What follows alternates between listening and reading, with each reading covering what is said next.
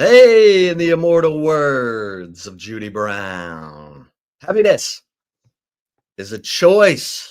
We're happy you're spending some time with us. Chip and Zay holding it down right here, midday on Texas Sports Unfiltered. Zay, how you doing, my man? I'm good, man. Can't complain. Can't complain at all. Feeling good. Feeling great. Chip, how you doing? Hey, man, I'm feeling good. I'm feeling great. That's what I'm talking about. That's all we can ask. What we could ask for, man. That's all we can ask for in this day and age. There's a lot of petty stuff going on today that I love to see. You know what I'm saying? A lot of right call stuff. You know how that grinds. A lot of juicy right call material. Yeah. But I'll save it if I can help myself. Sometimes things might slip out. Shout out to Be Nasty. Says it's 202 and OU still sucks. I appreciate that. Okay, if you wanna hear something funny, speaking of OU sucks, go watch or listen to the Oklahoma Breakdown podcast, which is Gabe Ikard and Teddy Lehman. You want to hear OU pain and misery? Their recap of that game, it's an hour of wailing. Like, Ikard is just ripping into Ben Arbuckle, saying he's got to change the offense. He's trying to do stuff with tight ends they don't have the personnel for. They need to go air raid. They need to go 3 wide, 10 personnel. Damn. Oh. It's only one game. Oh, it's on. He just got there. Oh, yeah, no, welcome to OU. Welcome to big time crosshairs. Yeah, Ben, you trying to be cool over there with your Jordan gear and you're young, up and coming. The dude just turned 30 years old. Yeah, well, he's aging quickly. He's aging quickly in Norman with Gabe Ikard and Teddy Lehman on his backside. Oh, man, those guys, they hard on them.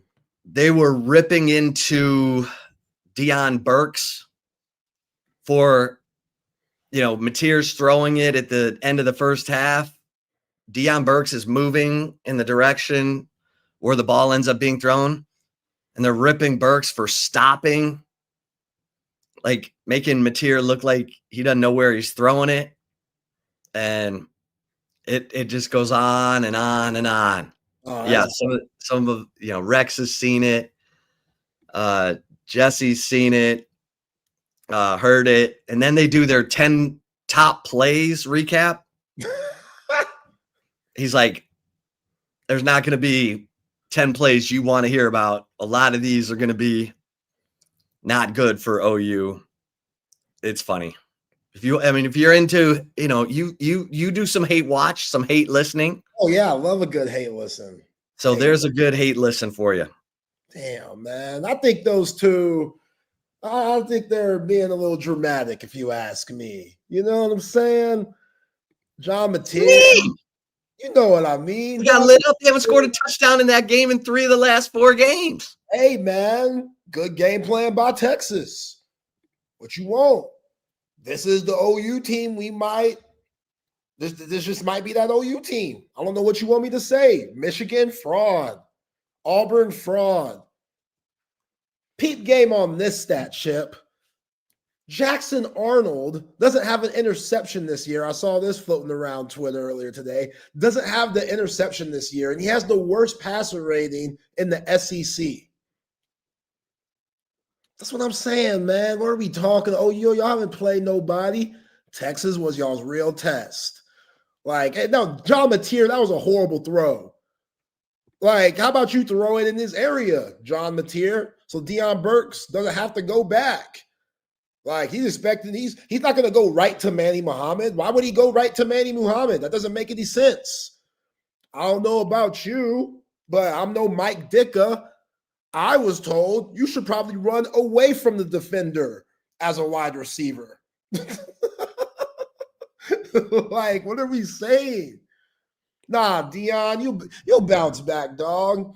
Those OU guys, they still feel good. I saw one of the players, Peyton Bowman. He was like, yo, no team win. A lot of teams, it's hard for them to, go undefeated and win a national championship. You don't see that. So they still feel good.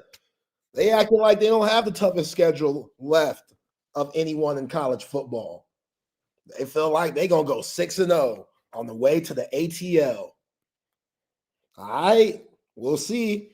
And now, since we're talking so much about OU, I got to throw this right call stuff out early because it's mad petty and I really appreciate it. So Brent Venables, during his presser today, I'm paraphrasing a little bit here, but he basically said, yo, those days of Oklahoma dominating the Big 12 every single year are over.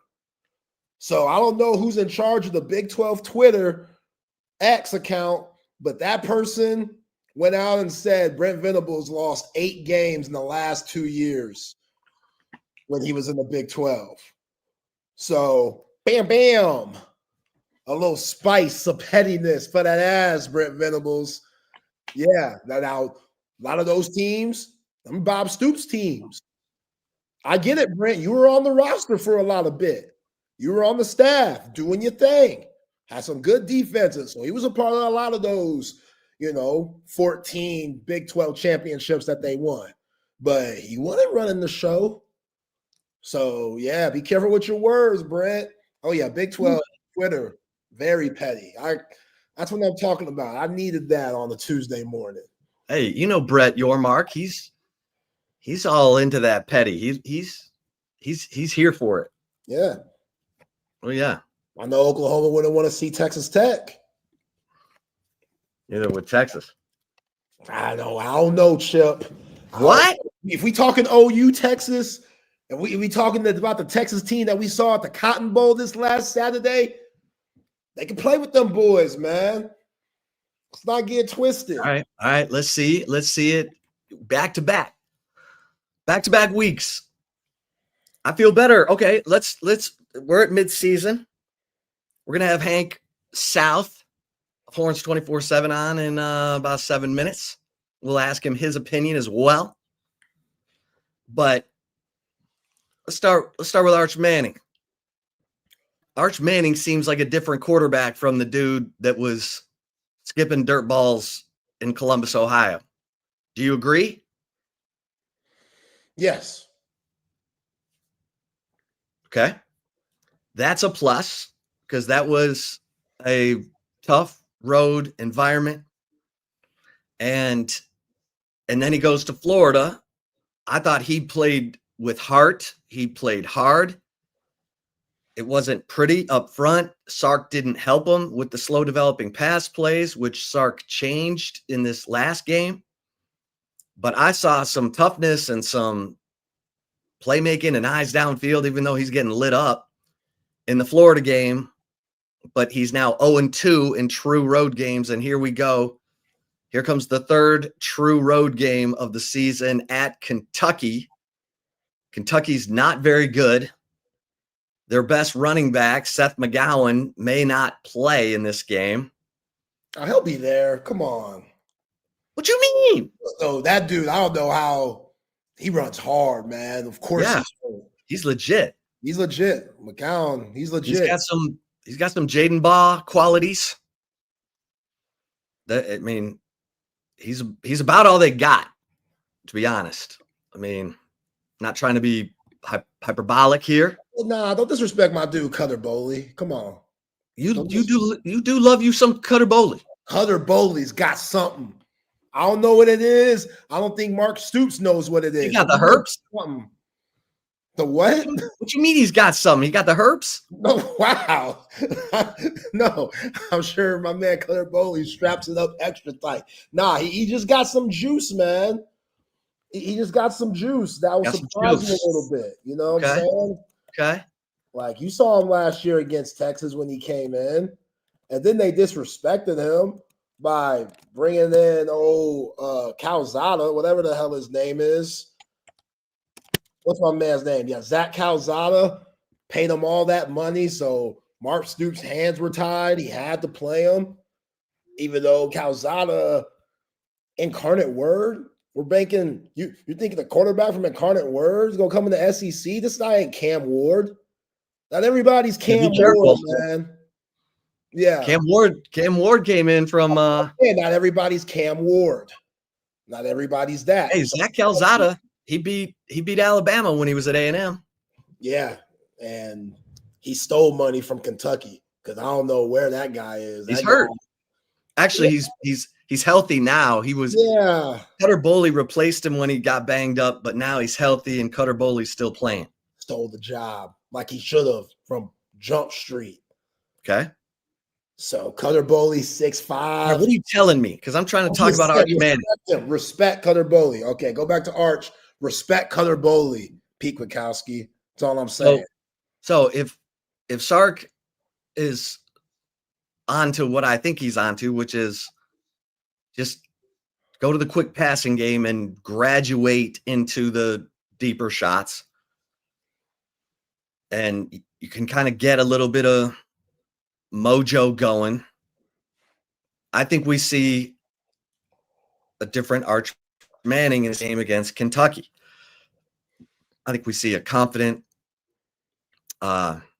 decisive Arch Manning. I'll be surprised if we see, a relapse of the offensive line and all the penalties, and because now you've done it against a legit defense. So, I mean, I'm not going to look, you still have a freshman on that offensive line. You got Brandon Baker, who's making his 7th start of his career. He had a great game, by the way, Brandon Baker. We need to give props. He's certainly piled up the penalties, but he had a good game against OU, his best of the season. He and DJ Campbell both. And, man, if Cole Hudson can hang in there, he's playing through this turf toe, then I expect this offense to start to look like a group that can put 35 points on the board.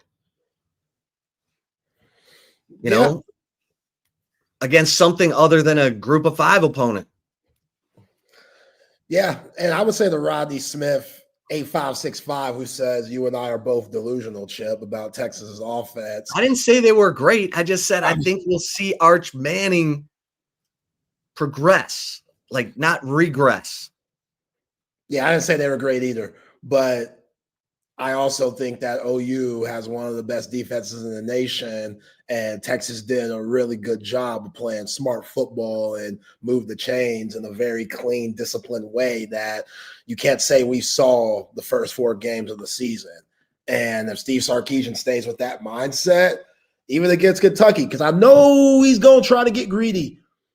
I know he's going to try some stuff just because it's Kentucky, and why not? Against OU, a little risky to throw that ball down the field. Got game managed type game, Quinn Ewers style of offense against OU. We love that, but I know Steve Sarkisian. It's going to be hard for him to keep on doing that, especially against teams that he probably thinks in the back of his mind they should just straight up roll because they got the dudes and Mark Stoops in Kentucky don't. So I want to see what's the game plan here. What's that famous script that Steve Sarkisian loves to have, first 25 plays or whatever the hell he does. 20. Thank you, Chip. What's that going to look like? Because I am good with, if it ain't broke, don't fix it. I don't know what old timer made that saying, but he was on his game when he said that one.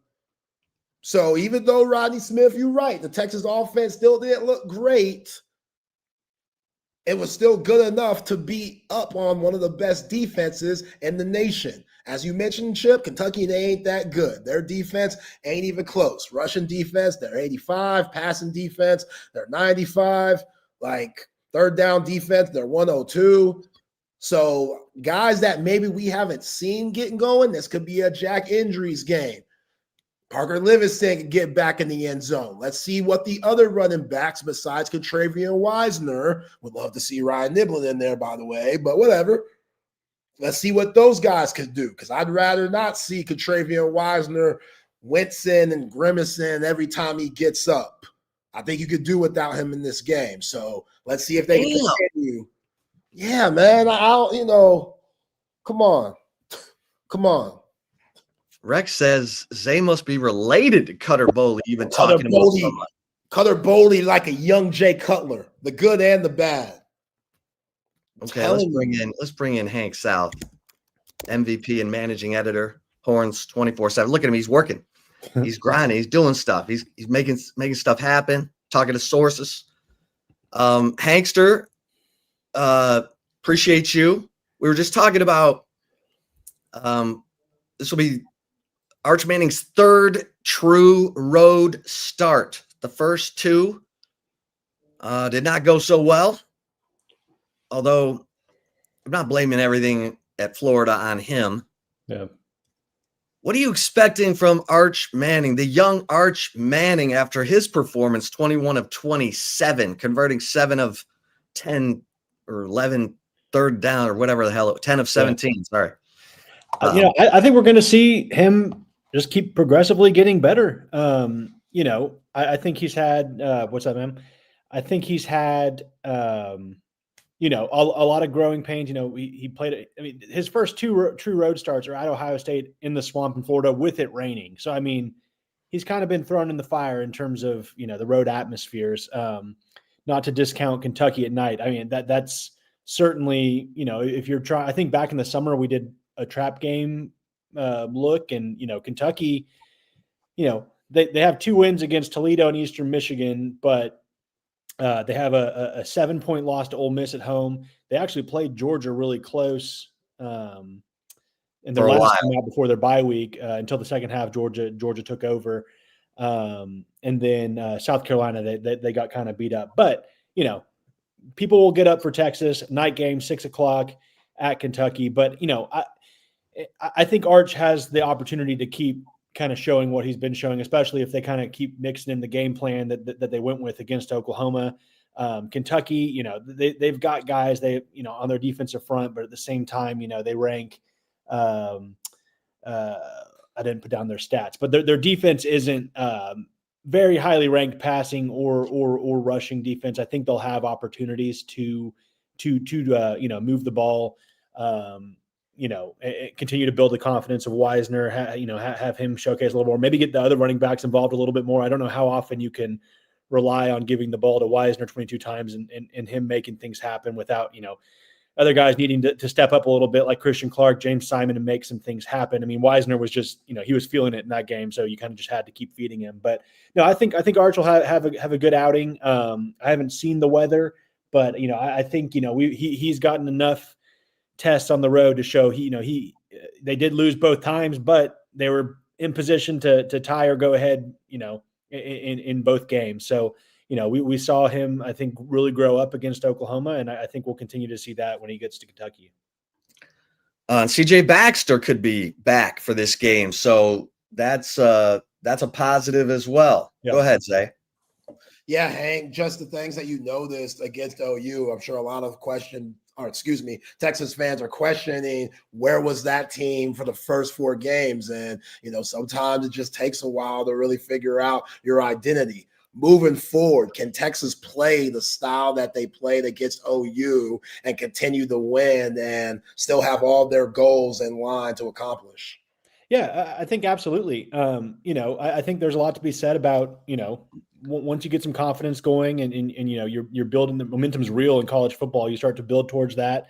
You'd rather the tough games be earlier in the season when you can kind of work out of it than, limping to the finish. I mean, obviously Ohio State was kind of the exception to that last year where they limped to the finish and then took off in the playoff. But, Texas kind of got, the growing pains, out of the way. We thought they might be gone after Sam Houston, saw them rear their ugly head against Florida, but then, working things out against Oklahoma. And, the fact that they're playing in these games, like they're a couple of losses, but they're playing these really close games where, the pressure's on. And so that's going to help them going forward in situations where, you can be down 6-3 at halftime and actually feel pretty confident with, the way the defense is playing, and you just need the offense to start clicking. And then, we saw them come out in the third quarter and hold the ball for 13 and a half minutes. So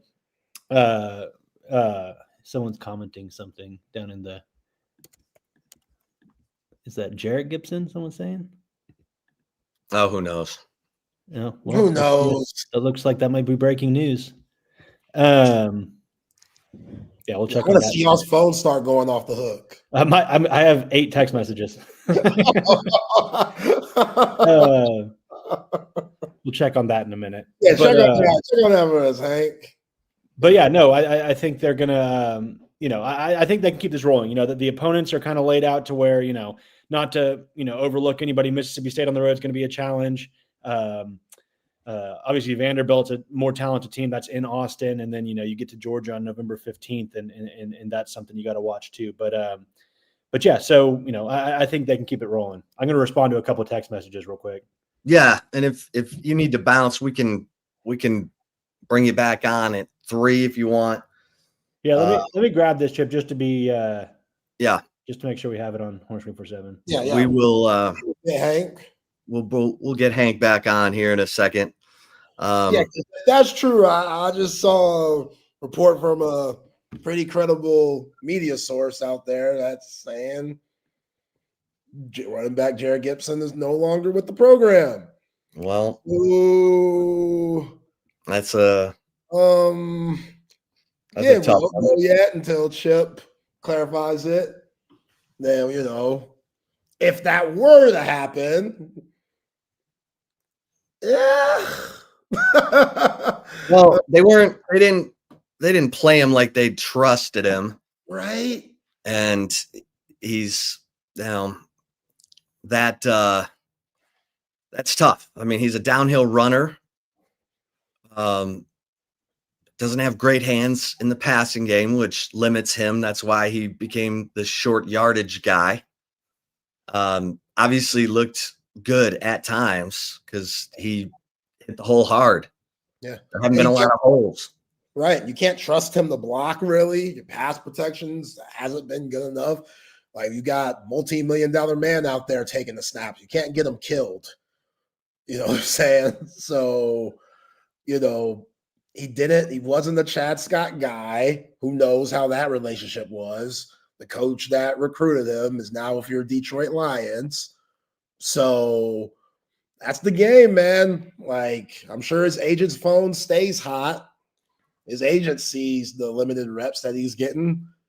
When CJ Baxter and Contravian Wisner goes down, you expected him to be that guy to step up because he has an extra jump on Christian Clark, who tore his Achilles, and then James Simon because he's a freshman. So he's had time to steal that spot to be like, yo, I'm the third string back. They're gonna need me. I'm the guy they're gonna rely on when, like we've seen, injuries happen. And it has, and he hasn't been able to take that spot, Chip. And hey, was he given the opportunities? I think so. I think all 3 of those backs, Simon, Gibson, Clark, have all had opportunities to just snatch that RB3 spot, but no one has. You can put that a lot on the offensive line, not necessarily clicking, but yeah, it's hope that's not true. Hope he can still buy in because he has a lot of promise. He just might be one of those dudes. It takes a while, like it took a while for Jonathan Brooks. You know what I'm saying? And then all of a sudden, bam, like Jonathan Brooks was the best back in the nation before he tore his ACL. So I think it's accurate. Damn. Hankster just sent me a text confirming it. So I'm looking at his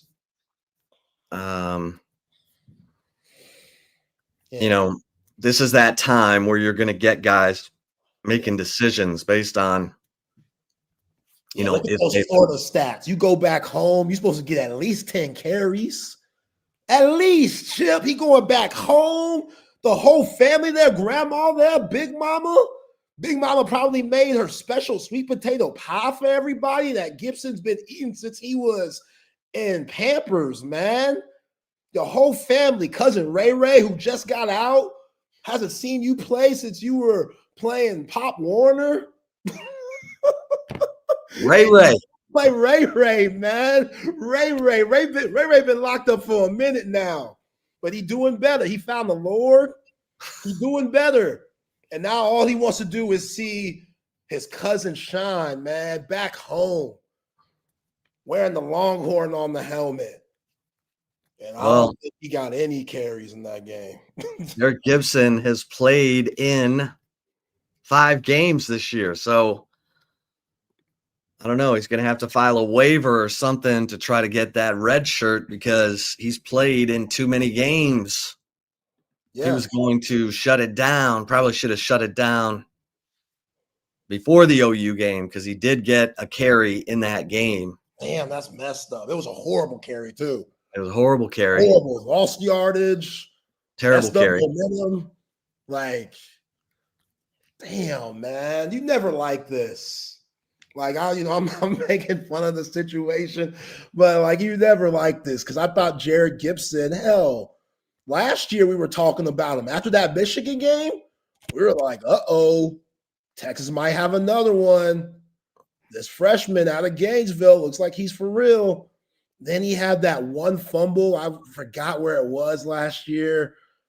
And then doghouse after that. He had a fumble this year. Yeah, he had a fumble this year, but last year he had one, and it was like, damn, well. Yeah. Yeah. You fell for the dude. Like CJ Baxter is out and stuff. Like, it's just, you felt like he was going to be that guy to step up. I was excited about him, man. Not just short yard situations. Like, I thought he was going to get some bump. I thought we were going to see that jump, and it just didn't there's work some out. confusion over whether he's trying to – I mean, according to Texas's notes, he's played in 5 games. They have him playing in the San Jose State, the UTEP. He started the Sam Houston game, and then they have him playing in Florida and Oklahoma. If he's trying to preserve a red shirt, I'm not following because I'm seeing some people say, oh, he's just trying to preserve a red shirt so he can have more eligibility. Well, so maybe they should have thought of that before the OU game, but and now for like X's sake, like, again, Travion Wisner, that didn't look like a guy that's going to last a full 12 games this year. I love Travion Wisner. The way that David Stone hit him, and he had Nick Brooks' hand, and Nick Brooks was trying to pull him up, and Travion Wisner, I'm like, yo. Right, Wisner's like, leave me alone. Let me catch my breath. I was like, I hope this dude lasts because that dude took a beating against Oklahoma. And obviously, CJ Baxter dealing with the hamstring.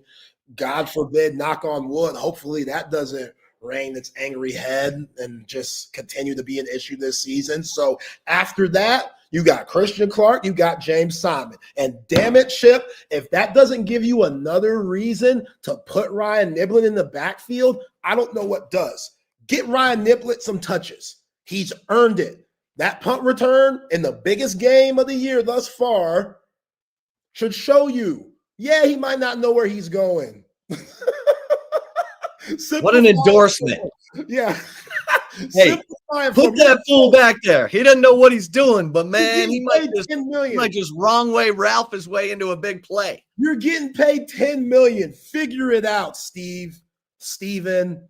I gotta call him Steven for this one because it's important. Steven, figure that crap out. $10 million. Chad Scott, you didn't come over here just to eat breakfast tacos. Like, it's not why you came to the ATX. You came to the ATX to make some things happen. That motion, let's get it cracking. Ryan Niblett, throw him back there. I'm telling you. I'm not arguing. I know. Appreciate that. Saying Ryan Niblett, motion him from receiver into the backfield. Use those 2-back sets. Some yo-yo motion. Some of that Keelan Robinson stuff. Yeah, and that might have been it too, Chip. We don't know. It's all speculation. Sark might have came to all the running backs to be like, yo, Ryan back in the room, and we gonna get him the ball. So think about it. If I'm Jared Gibson and I see this fool Ryan Niblett barely in the running back meetings, He hasn't been involved. They just kind of got him doing special teams, and they kind of got him as the gadget guy. He doesn't have a role, but that play that he made against Oklahoma, you find him a role. So, hey, Steve had to have that meeting with the running backs. Yo, Ryan, expect to see. You're just Ryan conjuring. You have no basis for this. That's why I said speculation. Speculation. He knows what to do. He's been in the running back room. He don't need to switch positions. They can keep him at receiver and motion him over. But yeah, so the running back room, as of right now, you got Quintravian Wisner. You're hoping you get CJ Baxter back this week. We'll have the availability report tomorrow night, but I've heard that CJ Baxter's practicing and is looking to be available this weekend against Kentucky. Now, you heard Steve Sarkisian say on Monday he was trying to get James Simon the ball. Yeah. I got no problem with that. I like me some James Simon because he's got some physicality in the blitz pickup. And I like the way he falls forward for a couple extra yards. So, yeah, they got to get that room figured out. Because, I mean, let's tweak them a little bit. We're acting like Quintravian Wisner had an Eric Dickerson type game against OU. It was 22 carries for 94 yards, 4.3 yards per carry. That's like bottom of the barrel yards per carry average, and he had a 37-yard carry in there. Man, I'm just saying. You know what? Seth McGowan from Kentucky's averaging 5.5 a carry, got him 7 touchdowns. That fool went crazy. I mean, we all know Texas has a good running back, but they don't have Bijan. So, oh man, you see that fool last night? Lord. Yeah, he beat your pick. Yeah, I'm good with that. You know I'm a Falcons fan. I know. I was surprised. I'm surprised you went against your Falcons. I mean, sometimes I just went against the Longhorns this past weekend. Yeah, I don't care. Show me you a good football team. You got to prove to me that you're worth picking. Falcons and Texas prove to me that, hey, Zay, you wrong this week. I'm good being wrong.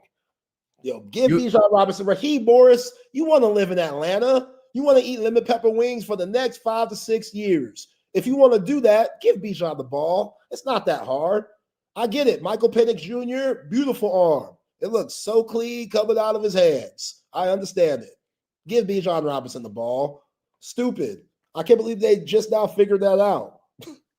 Well, it's crazy. You went 3-3. You went 3-0 in college and 0-3 in the NFL. That's all right. I went 1-2 in college and 0-3 in the NFL. Rough week. That's a rough week. Rough week. Rough.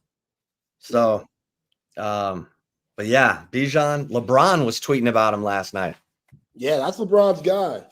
They got pictures together and stuff. Like, yeah, and LeBron ain't lying. Like, Bijan is cold. I mean, his footwork is ridiculous, man.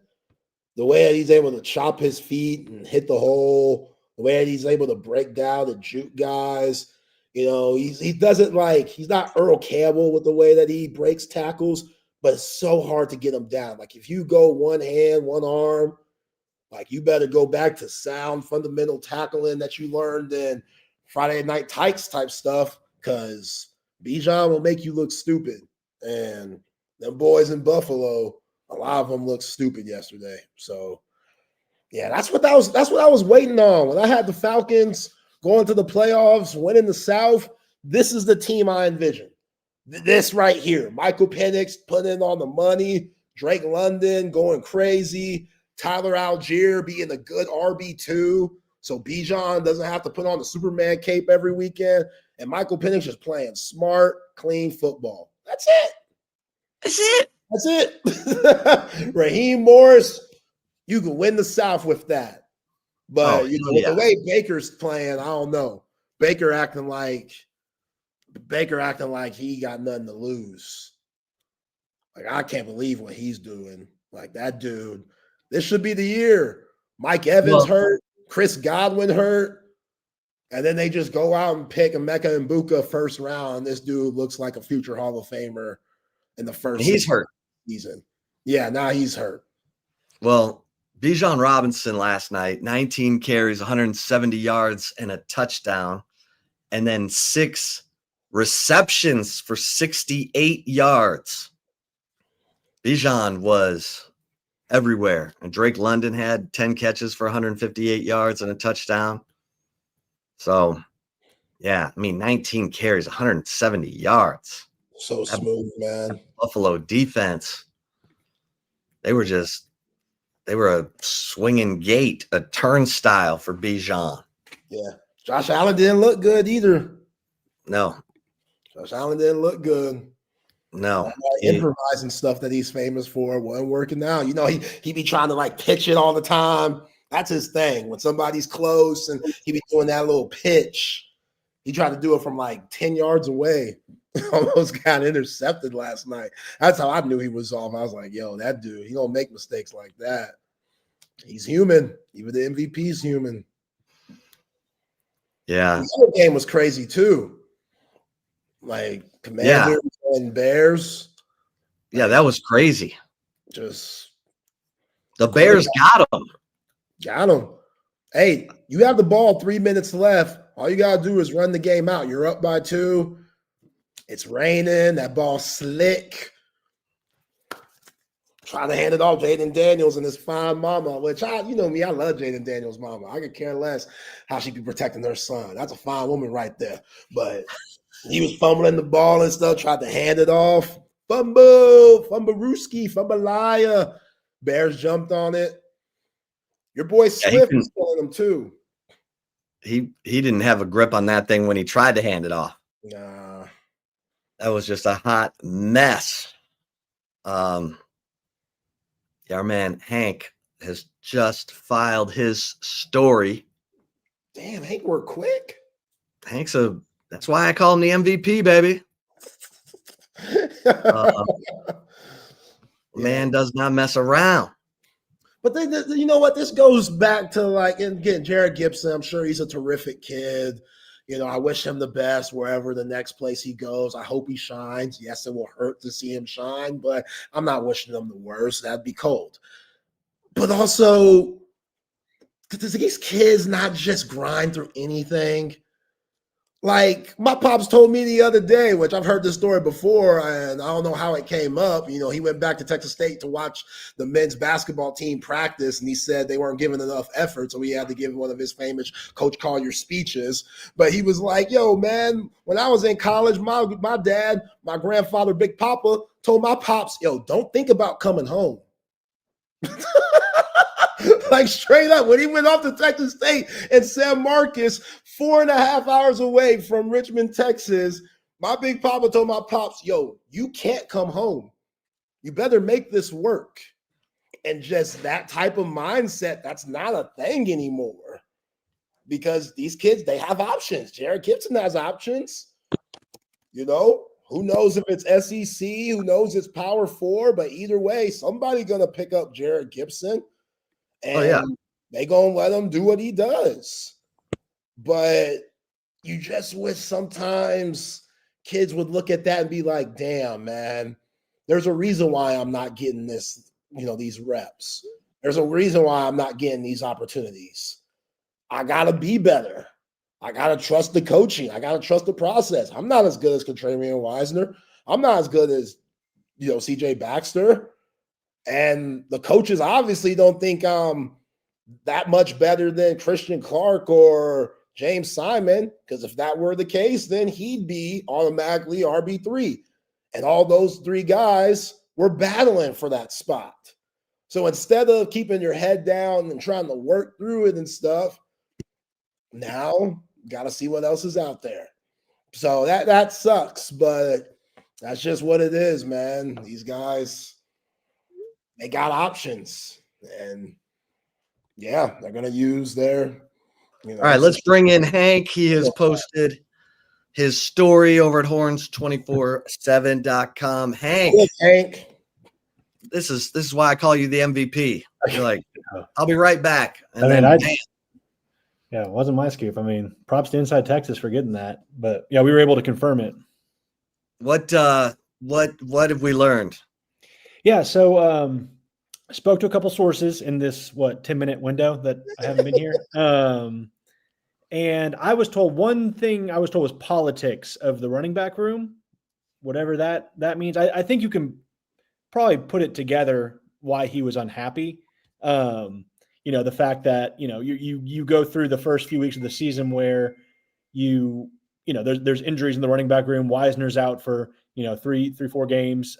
Baxter's out after the UTEP game. And, the lion's share of the carries are going to, Christian Clark and even James Simon ahead of Jarrett Gibson after his freshman season where he had 78 carries for 300 something yards and looked like he had a pretty promising future. I know someone asked Sark about it recently. He said well Jarrett's our short yardage back and we just haven't been in a lot of short yardage, either third down situations or goal line situations where we've used him, and that was kind of the explanation. But still I think probably Jarrett Gibson wants to be seen more as just that.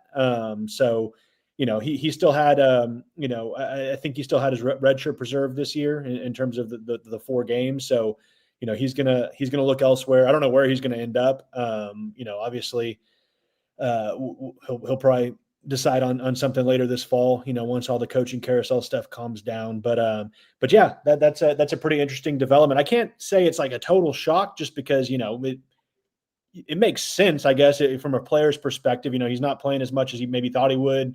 Let's look elsewhere. He has pretty good tape as a freshman. So yeah, it looks like he'll be moving on. Yeah. So yeah, that's the plan. He's not redshirting to stick around. He's redshirting to leave. Yes. He left. I was told he left the program yesterday. Go ahead. Yeah, Sam. I mean, he came in for Tashard Choice, and obviously Tashard Choice goes to the NFL. Chad Scott comes in, as you mentioned, politics, whatever that means. But yeah, I thought Jarrett Gibson would be that guy that would be a big part of this offense because I didn't think CJ Baxter would be as far along. Obviously, he got hurt with the hamstring, but after the LCL, PCL injury, I didn't think that Sark would be confident enough preseason to call him 1A, 1B with Contravian Wisner. So I thought, okay, Jarrett Gibson's going to get his opportunities, and that just never happened. And then he fumbled again this year, and you got to protect that rock because it's just valuable. Yeah. But you thought that you would see more. You thought you would take that big sophomore step, and it just never panned out that way, Hank.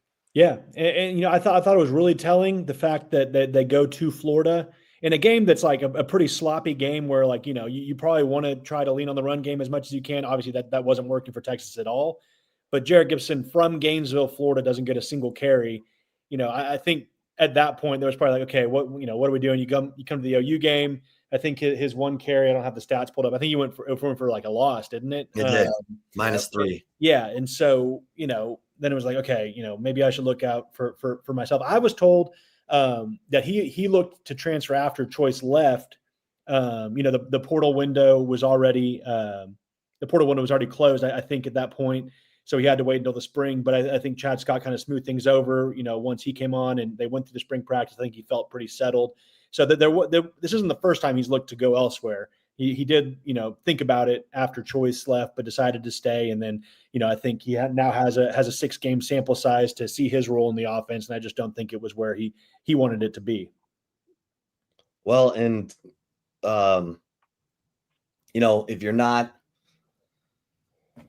we were talking about the fact that he's got some, he doesn't have the best hands as a receiver. He's fumbled the ball. I mean, it's tough. It's a high bar. It's a high bar to play running back at Texas. You got to be able to catch the football. I know they like James Simon. I was told before the season that James Simon is Jarrett Gibson with better hands. Yeah. We'll see. We'll see about that. Yeah, it'll be interesting to see how they go. I mean, obviously, they haven't had to rely on him too much this year anyway, but, you're still working with Wisner who, he did play, but he's clearly not 100%. He could not barely finish, but he was struggling towards the end of that Oklahoma game. Baxter, how impactful is he going to be coming back from a hamstring on top of trying to come back from the knee injury that he's already recovered from? and then, Simon and Clark. I mean, and Christian Clark's coming off an Achilles. So it's like, it's kind of it's not a shaky situation, but probably a situation that, that's going to be a position to watch, as they try to accomplish all their goals this year. Yeah. Hank, we know you're going 100 miles an hour, man. Thanks for jumping back in. No problem. Great work. That's why we call Hank the MVP, in addition to being the managing editor of Horns 24/7. Appreciate it. Yeah, man. Thank you. Let's do it again next week. Sounds good. Thanks, guys. Thanks, right. Hank. Hank South breaking it down. Yeah, I mean, look, let's get to some of the other mid-season, where you feel better, where you feel worse, Zay, going into the second half of the season. Let's go where you feel worse. We'll do the bad news first. I guess now I could say running back room, just because it's a lot smaller now. I was gonna say better before the Jared Gibson news came out, but it's crazy. That's just how fast college football could change for you, So yeah, just again, to what Hank was saying and what I said before that, like Travian Wisner isn't 100%. So how are you going to manage his carries? Because you would like to give him the ball like you did against Oklahoma, but that's just not realistic. And now without Jared Gibson, those guys, James Simon, Christian Clark, I know I talk about Ryan Niblett, but we don't know if that's going to be a thing. He's so important on special teams. They might not want to muck that up, especially now that Ryan Niblett's taken one to the crib. They found kind of a groove there. So maybe they might not mess that up, but I think you still try it anyway because Ryan Niblett has shown that he's explosive and dynamic. I'd take a look at that. But if they don't ship, then Simon, Clark, they have no choice but to step up. CJ Baxter, you have no idea how he's going to look coming off of that injury.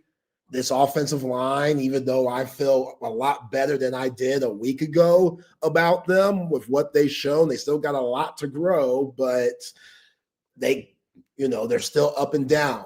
So with this offensive line and running back room, you like what you saw against Oklahoma because they showed that they could get better. But now that running back room's a little smaller with Jared Gibson moving on, that's something to really look at for these next 6 games. Yeah, and we lost a good nickname, Baby Rhino. Yeah, man. That's tough. That is tough. Yeah. Like, I mean – when Hank said politics, that's something I don't like hearing. And again, there's his side of the story, there's his side of the story, then there's the truth. So who knows who knows? Jared Gibson might have that Uncle Jerome that's saying some crazy stuff to where it might not be politics, but Uncle Jerome, ain't no way this guy better than my nephew. He says that a few times, and now you start thinking different, even though it could just straight up being Jared Gibson, you aren't better than the guys that were playing in front of you. So I again, never like to hear the word politics in this type of situation. You and I have talked about some of the questionable decisions on why is this guy playing over this guy early on in the season. So hopefully, it wasn't anything like that, but hey, that's what one of Hank's sources said, and it makes you think a little bit. Yeah. Well, I'll tell you one area where,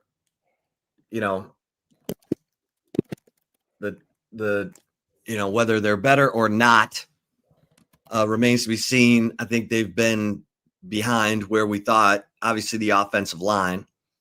And we'll see if that arrow goes up because, it was a gutsy move to move Nick Brooks into the starting lineup. It paid off in a win, but people are going to watch film on him, pick him apart, see how they can exploit him. So we'll see if that's an area that can improve, because I know Nick Brooks, he brings energy, brings juice. He's huge. And we know how much this coaching staff loves large humans, but that offensive line's got to get better. I mean, they've got to get better. And Brandon Baker having his best game as a Longhorn, that's good, because he's 6 starts into his career at Texas. So, yeah, especially against these edge rushers that you saw against OU, like Wine, R. Mason Thomas, like those guys, they've been causing havoc all season long. So, he wasn't great, but it was his best game of the season, and that shows promise. So, yeah, I Cole Hudson worries me a little bit. I don't know how much that turf toe is really bothering him, but he's still struggling. Yeah. And if he's your best center, like they didn't even try to, with the Connor Robinson thing. Like, is Connor Robinson just that bad? Like, is Connor Robinson just like not even worth it? Because again, Cole Hudson, it's not like he's just lighting it up out there. Like that play that Arch made, that pass to Parker Livingston on that 3rd down in the end zone. The reason why that play was so nice was because Cole Hudson absolutely whiffed on that block. Like one of the worst attempts of trying to block someone that you will possibly see was on that play. It's going to be great on Arch Manning's highlight video when he goes on to the NFL draft process. They're going to show that film a lot. So maybe, Arch could thank Cole Hudson that way, but there's going to be guys that are going to get to Arch Manning if Cole Hudson keeps that type of play up. And it was just one play, but there's multiple plays where Cole Hudson is struggling a little bit. That's something to definitely look out for these next 6 games. All right, where's an area where they've gotten better? Again, just offensive line, man. Like, you think they're better on the offensive line? From a week ago, yeah. Okay. Yes. I'm talking about heading into the second half of the season, something that you feel like you can, just plant for your the flag. offense. Huh? Just for the offense. Or wherever you want to go. Oh, okay. I would say the defensive line, just with the pressures. You know what I'm saying? Yeah, Colin Simmons. Yeah, Colin Simmons. Like, finally, again, the dude came in with all these expectations. He put in all this pressure on himself that he did. This wasn't like a lot of people put pressure on him and expected them to have a really good season, all SEC player, all American type of player, but nobody told him to go out there and say, I'm trying to break the Texas sack record. He did that on his own. So he put some really high expectations on himself. And as he told himself, I was pushing it. I was doing a little too much out of the ordinary instead of letting the game come to me. And now that he's finally letting the game come to him, you saw those moments against Florida where you're like, okay, finally, Colin Simmons showed up. And then against Oklahoma, he was everywhere. I mean, pressures were there. The sacks were there. He was causing havoc, feeling confident. Again, Michael Fasusi, he got everything he wanted going up against Colin Simmons this past Saturday. So, you're playing Lance Jackson more. He looked good.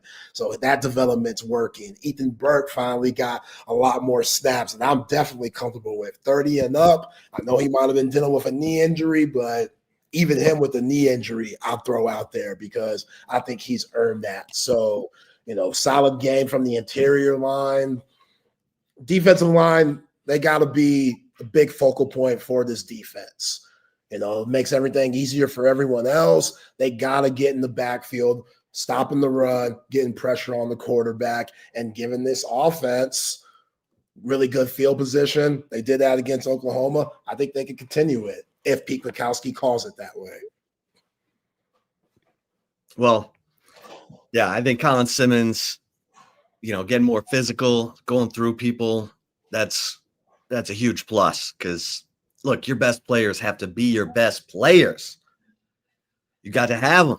You got to have them making the big plays in the big games. That's what big time players do. Look at our man Jade Barron last year. Man had 3 of his 5 interceptions against Georgia. And the Texas offense still couldn't do anything or do enough. And Bert Auburn didn't have it. So Texas couldn't get over the hump against Georgia. Now they got to go to Sanford Stadium November 15th and try to get their get their first win over Georgia as members of the SEC. Let's go. Yeah. Show up. Yeah. We'll see where this team is by then.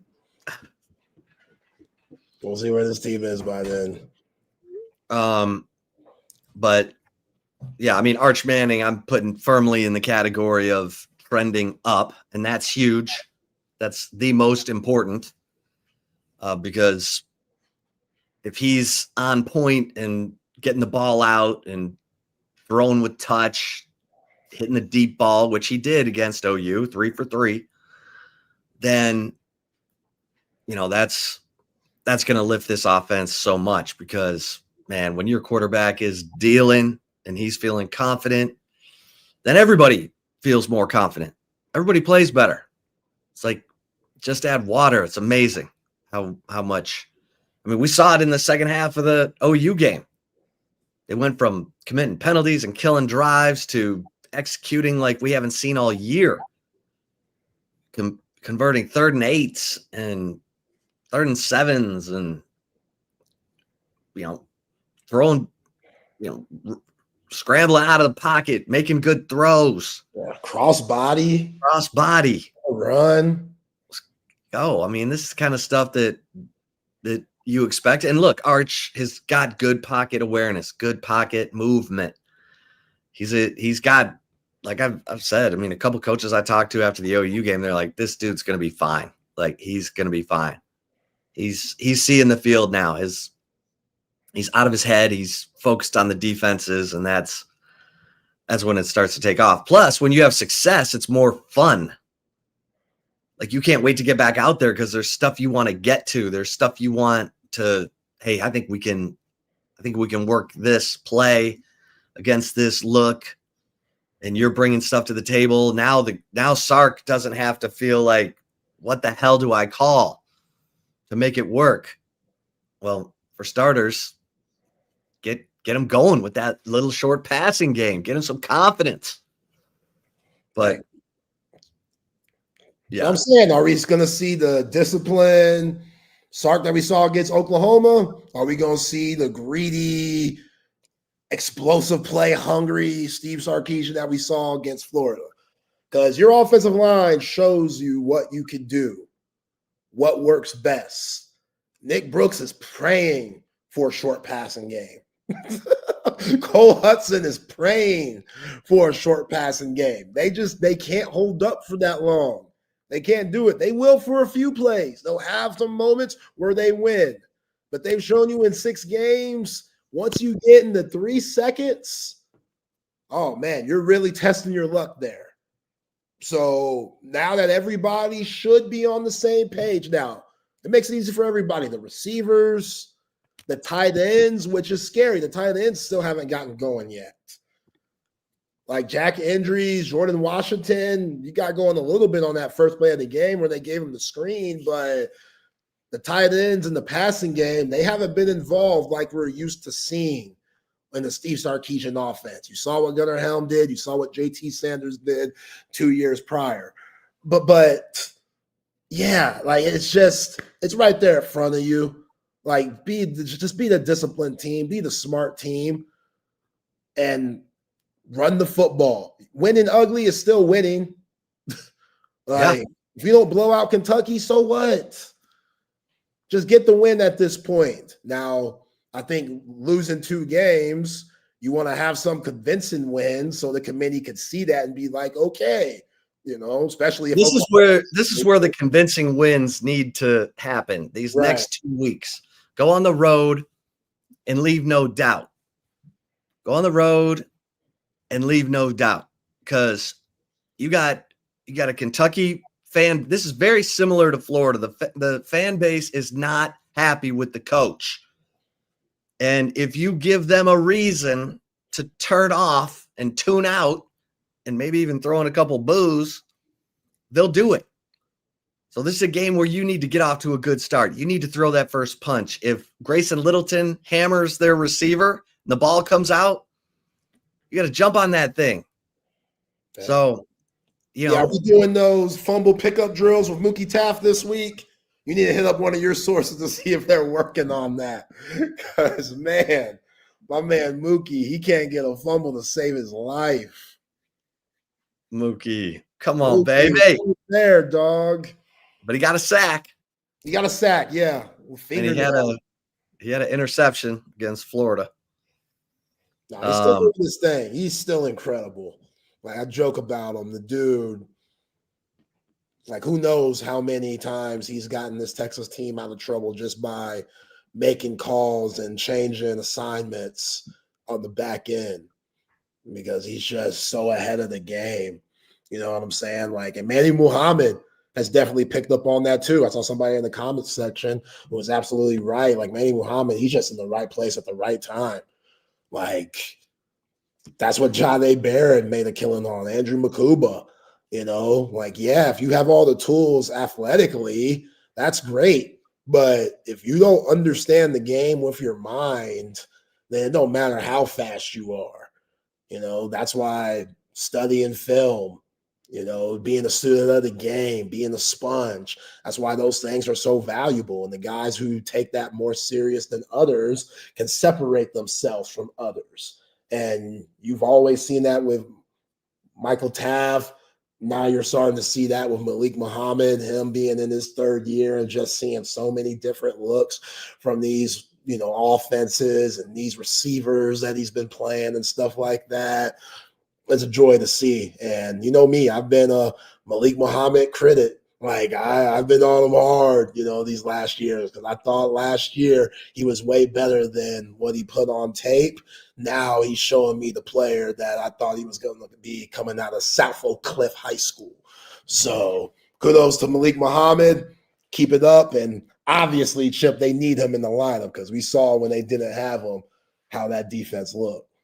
Well, I'm gonna find you this bootleg quote from Malik Muhammad because I thought it was awesome, and it wasn't just because it's my question, but I thought he nailed it. Let's see here. Yeah, man. Yeah, it must have been a great feeling. You get 2 interceptions in the stadium. That's probably like 10 minutes, 15 minutes away from where you went to high school and grew up. Like, I like Sark saying, yo, recruit out of the Metroplex. We're going to keep recruiting out of the Metroplex. Like, hell yeah. Them Dallas boys, they ain't nothing to muck with. All right, here's Malik Muhammad. I asked him if the offensive guys were carrying themselves a little differently after the OU game. I was just waiting on it because that's who they are. Like, that's who they've been. Like, since we got here, since the new guys got here, since DJ and them been here, the whole line been here. Like, that's who they are. Like, they pop their gums. Like, they celebrate. They do stuff with swagger. Like, that's who they are. Dre, Wingo, Arch, like, that's who they are. That's who they've been. And just to see them doing it last Saturday in a huge game, in a must-win game, I was like, yeah, see, this is the team that we've got now. Let's just keep building from there. Yeah, I mean, I think Malik Muhammad's saying what a lot of people were thinking. Like, okay, yeah, there you are. We knew you were in there. Okay, offense. Yeah. Do your thing. Oh, Ethan Burke said it weeks ago. Ethan Burke was like, yo, we're not worried about the offense because we've gone against these guys. We were playing against them all training camp, all spring ball. They got it in them. It just, I don't know. Maybe it's performance anxiety, Steve Sarkisian, the scheme, whatever, Arch and his anxiety, that who knows. the level that was on against Ohio State with all the heat that he had on them preseason. So, yeah, love Manny Muhammad saying that, man, because they need that. They need to carry that on. Who would be your breakout player for the second half of the season? Oh, breakout player. Lance Jackson on the defensive side. Yeah. Throw him in there. That dude. Yeah, just him winning to fight against OU before the game even started tells me a lot. I love, you know me. You know I love that. You need those guys that are unhinged. Sometimes that's being selfish. It is. But sometimes your team needs that. You dig? So sometimes your team, you lost 2, you just lost 1. Sometimes you got to show everybody you bout it. Shout out to Master Pete. So Lance Jackson, who had the best grade on Pro Football Focus, even though he only had 11 snaps, I'm going with him on that side. And on the offensive side, I'm going to say Emmett Mosley the 5th. Okay. Emmett Mosley the 5th. He's still trying to get them training wheels off, which is valid because the dude's been hurt and this is a new system. So there's a lot going on. The game's moving fast. That's a lot of responsibility for someone who not only is trying to get the injury rust off, but also trying to get acclimated to Steve Sarkisian's offense and everything that he's asking from him, which you and I both know, Chip, from the wide receivers, you better do a lot because you're going to be asked for a lot, from blocking to run your routes as crisp as possible. I think more comfortable he gets, the more he's going to be able to perform. And especially in this short game, if they continue it, which I'm banking on them doing, in this short intermediate game, get the ball out of your hands quick game where guys are going to have to make plays with the ball in their hands to move the chains. I think Emmett Mosley the 5th could do something about that. I think he could have a really good next half of the season. How about you? Yeah, I like that. I mean, my breakout player, and this may seem Captain Obvious, my breakout player on offense is going to be Arch, because I think Arch is just starting to cook, and he's going to, now the rhythm, the chemistry, that stuff's going to come more quickly. He's got it. He's already got it with Parker. He's, the touch balls on the short stuff. That stuff was important because against Ohio State, he was so uncomfortable and he was so off that you're like, why is he throwing a 100-mile-an-hour fastball from 7 feet away? And now, you can just see he's out of his head. He's all about what the defense is trying to do. He's seeing the field. I mean, obviously they had a coverage bust on the DeAndre Moore touchdown, but at least he saw it. And DeAndre Moore was like, oh, let me sneak on past these fellas because they each thought they had me and no one has me. And, oh, thank you, Arch. I mean, that was a no-brainer, but he's put some good touch on passes to Parker and Wingo. And I just think Arch is ready. Now they do have to find Jack Endries because he's just a weapon, especially when you're starting to stretch the field, when you're starting to put it out there. Okay, then the underneath stuff, that seam ball to Endries is going to be there when he's on a linebacker. I mean, because Endries, Hunter Helm used to make a killing on that. Right. And he's not as long as Helm. I mean, Helm was 6'5". He had that arm length, but he's long and he's Gunnar Helm was bouncy too. Gunnar Helm, I don't see Jack Endries jumping over nobody. Yeah. Wow, Gunnar Helm. If you went low, Gunnar Helm was gonna hop over you with ease. He ain't got that. Which not too many people have that anyway. The Warby Parkers are coming through, folks, helping Arch see stuff. The Archman, he ahead of the game with this media stuff too, because he said he was waving at the Texas fans. You got that? What did he say there on the wave on that third down run late in the fourth? He said that's not. He said that's not who I want to be. I'm like, come on, Arch. It's not who I want to be, but I was waving at our fans. What do you mean that's not what you want to be? Did mom have to go talk to him again? Because in Oklahoma, she gonna have to understand this one. I get Sam Houston State, which Arch wasn't the one who instigated that, by the way. The dude that he threw off and got Buck with was talking crazy before the game or earlier in that game. But whatever, gotta be respectful, like Mama Manning says. But yeah, she's gonna have to understand OU, especially how they were acting crazy before the game. Yeah, all class goes out the window against OU. We'll be classy against Kentucky. Yeah. It's not who I want to be. I know. He cracks me up. What do you say here? Okay, this was kind of funny.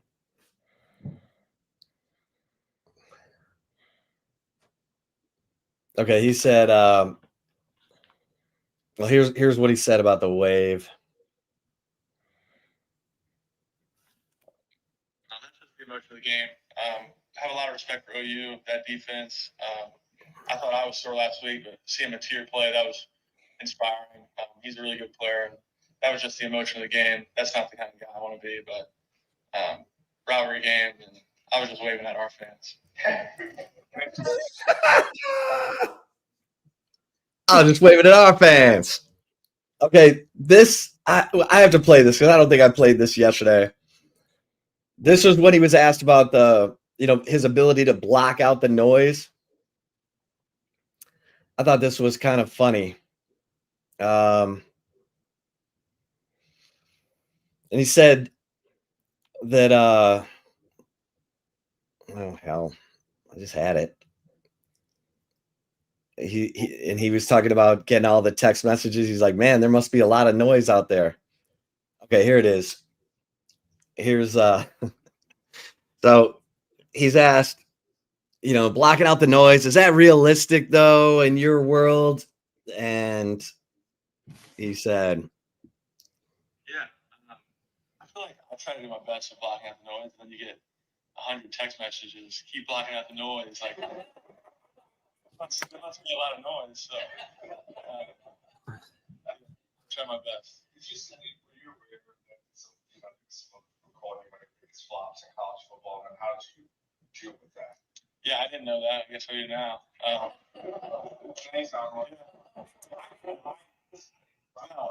mean, look, I wasn't playing well, and I want to continue to get better, but everyone has their own opinion, and that's good about America. So you get to freedom of speech, so it doesn't bother me. it doesn't bother me. What he said is the great thing about America. Yeah, he said that's the great thing about America. We have free speech. I like that. Yeah. I like that. No, his media presence is solid because he's perfect with the media. He says just enough. He doesn't say too much. He's personable. You can tell he's authentic. He actually has some I could have a beer with this guy vibe to him, to where it's down to earth, where he's just one of the fellas. You know what I'm saying? And someone in his position, you gotta be relatable. And even though that might be difficult with somebody in his position, he does an incredible job at that.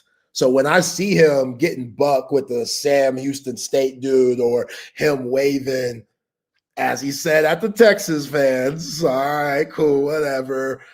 That's relatable. You know what I'm saying? You're still a football player. You're still a competitor.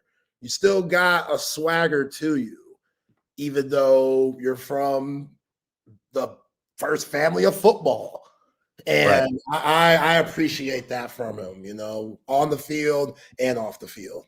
Look, he's never had to play against big time competition. I mean, obviously he's practiced against Texas, but in games, you know, in high school, he was playing against guys. He said, I was bigger than most of my offensive linemen. His brother Hyde, who's a friend of the show, it was his center, and Hyde is not as tall or big as Arch. So, you know, now he's proving to himself that he can make plays against elite defenses. I will still say that OU has an elite defense. Wins are going to be hard to come by for OU because their offense is kind of lost right now, but he's proven it to himself. So now he's just got to keep getting better. That what we saw against OU has to be the new floor. It can't be worse than that. It has to keep going up from that. And if that happens, then Texas has a chance to get better, improve, handle their business against Kentucky, get better, improve, handle your business at Mississippi State, and then come home and handle your business against Vanderbilt. If Texas is a playoff team, then the offense will get better every week, and the defense will thrive off of that because they'll have rest, and it'll be complimentary football. And if Ryan Niblett can keep making plays on, you know, the punt team and the punt return team, where he's either downing the ball deep in opposing territory or getting that good return. He's third in the nation in punt returns right now, averaging over 21 yards per return. That's fantastic. Like, people are sick and tired of Texas's special teams the last couple of years. Well, there's a breakout guy right there, Ryan Niblett. He could be a huge factor for this team because those are hidden yards. That's field position for an offense that, look, you're going to have to manufacture ways to get the ball down the field behind this offensive line because you don't know what you're getting from that group week to week. Right? Yeah. Which is why, as you said, they got to get better from OU, but you got to stick with that same game plan, in my opinion.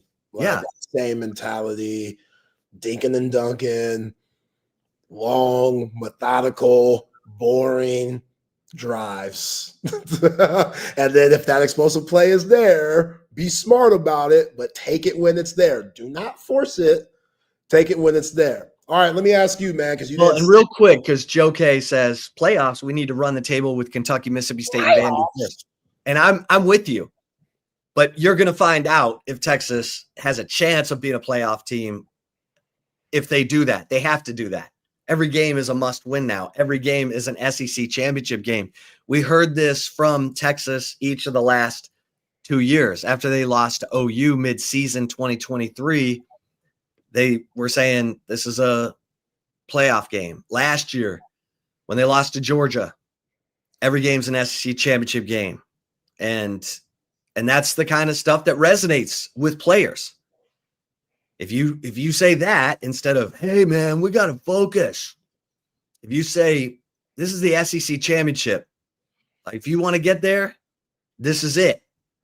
We have to win the SEC championship every week for a chance to get there.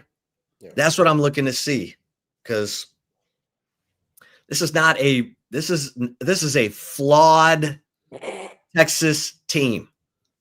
But you're getting some guys in there who are going to have to be factors for this team next year. And they're getting really valuable experience right now. Like, I don't know if Trevor Goosby's going to turn pro or not. We'll talk to our man, Drew Fabianich. Maybe we can get him to. He doesn't like talking about underclassmen. I get it, but. Yeah, if I'm Trevor Goosby, I'll put up more film. Yeah. So he's good, but he should come back. He should come back. And then let's see what see what they've got. Because who's your breakout for defense? so I feel like Jelani McDonald has been close on a lot of good stuff. So I'm gonna go with Jelani McDonald. I feel like he's right there. He's had some opportunities. He had a pick six opportunity against OU. I like where he's going. I mean, I'm tempted to say Grayson Littleton's just going to keep getting better, and I think that's true. I think Grayson Littleton could have a big second half because that guy's been through some stuff already. He's getting some of that rhino skin, that thick skin of guys testing him over and over and over again, and him holding up. So, I'd like to say Colin Simmons because he's just getting warmed up. So I think you got a few candidates on the defensive side, and hell, way Malik Muhammad's playing. Let's see what he can do. I'll be surprised if teams they weren't throwing at him, and then he was a little bit right place, right time on Saturday against OU, but he was where he needed to be. No one's been throwing it on him. And when they have, he's making them pay for it. He's hitting well, too. Yeah. He had some big-time hits where they tried to go a quick pass game, and he was all over it. Didn't even allow Oklahoma to have a chance to go yards after catch. That's how he needs to be, man. And I love his mentality right now. Again, when you're good, I'm going to praise you if you're good. Like last year, I knew he could have been better. He probably knows he could have been better. This year, he's showing that he's a guy in a contract year that is definitely going to get a lot of love from these scouts, and he deserves it. So, yeah, I like it. Yeah, can we move Anthony Hill in? I mean, I don't know. I guess it comes with the territory, but man. Yeah, Vance Jackson's going to keep coming along. We'll see. Anthony Hill's playing so much in coverage, and it's like I'll never forget Sergio Kindle's high school coach when they had him in coverage, and his high school coach was like, "Thoroughbreds don't go backward," and you feel like Anthony Hill is that guy because he will come downhill, he'll blow up running backs trying to block him on the way to the quarterback. We saw him with the 2 third down sacks against Alabama as a freshman. We know he can get after people. I know he's got to show it all. And look, he's doing fine. He's second in tackles, is he not? Yeah, he's second in tackles. He's played crazy coverage snaps. And so, which says a lot. Played a lot of coverage snaps, still second in tackles. Yeah. Which, I don't know, maybe because these guys are open by him, so he has to make the tackle. But it's still. And look, people are trying to get, when they see him, playing off the ball, linebacker, they're trying to get him into a matchup. Yeah. He's covered the slot a lot. That's a lot. Ant Hill on a slot receiver, but he's done it a lot. He's covered the slot 26 times this year. That's athleticism right there. Yeah. When you're 240. I agree with Alan a little bit. I think there's still another level that Pete Kwiatkowski can go to with this defense.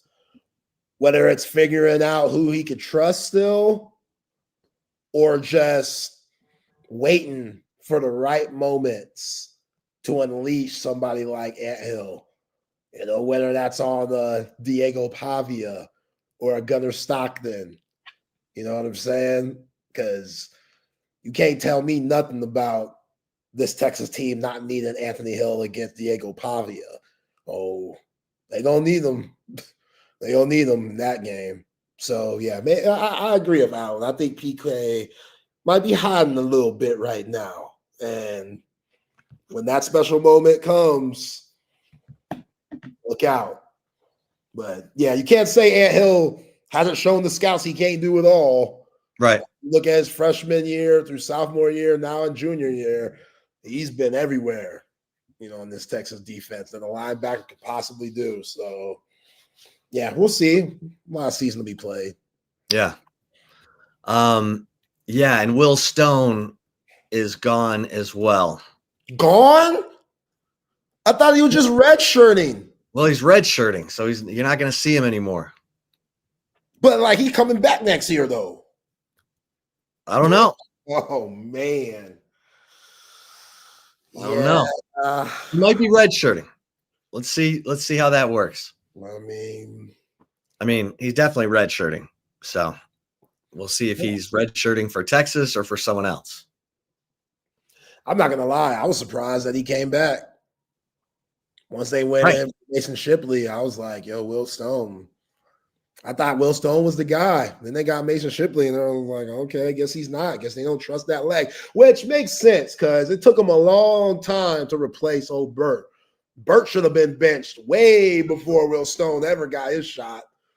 So that says a lot there. Like, damn, this guy ain't better than Burt Auburn yet with the way Burt's smoking these kicks. Well, and he's left-footed too, which makes it hard for the holder.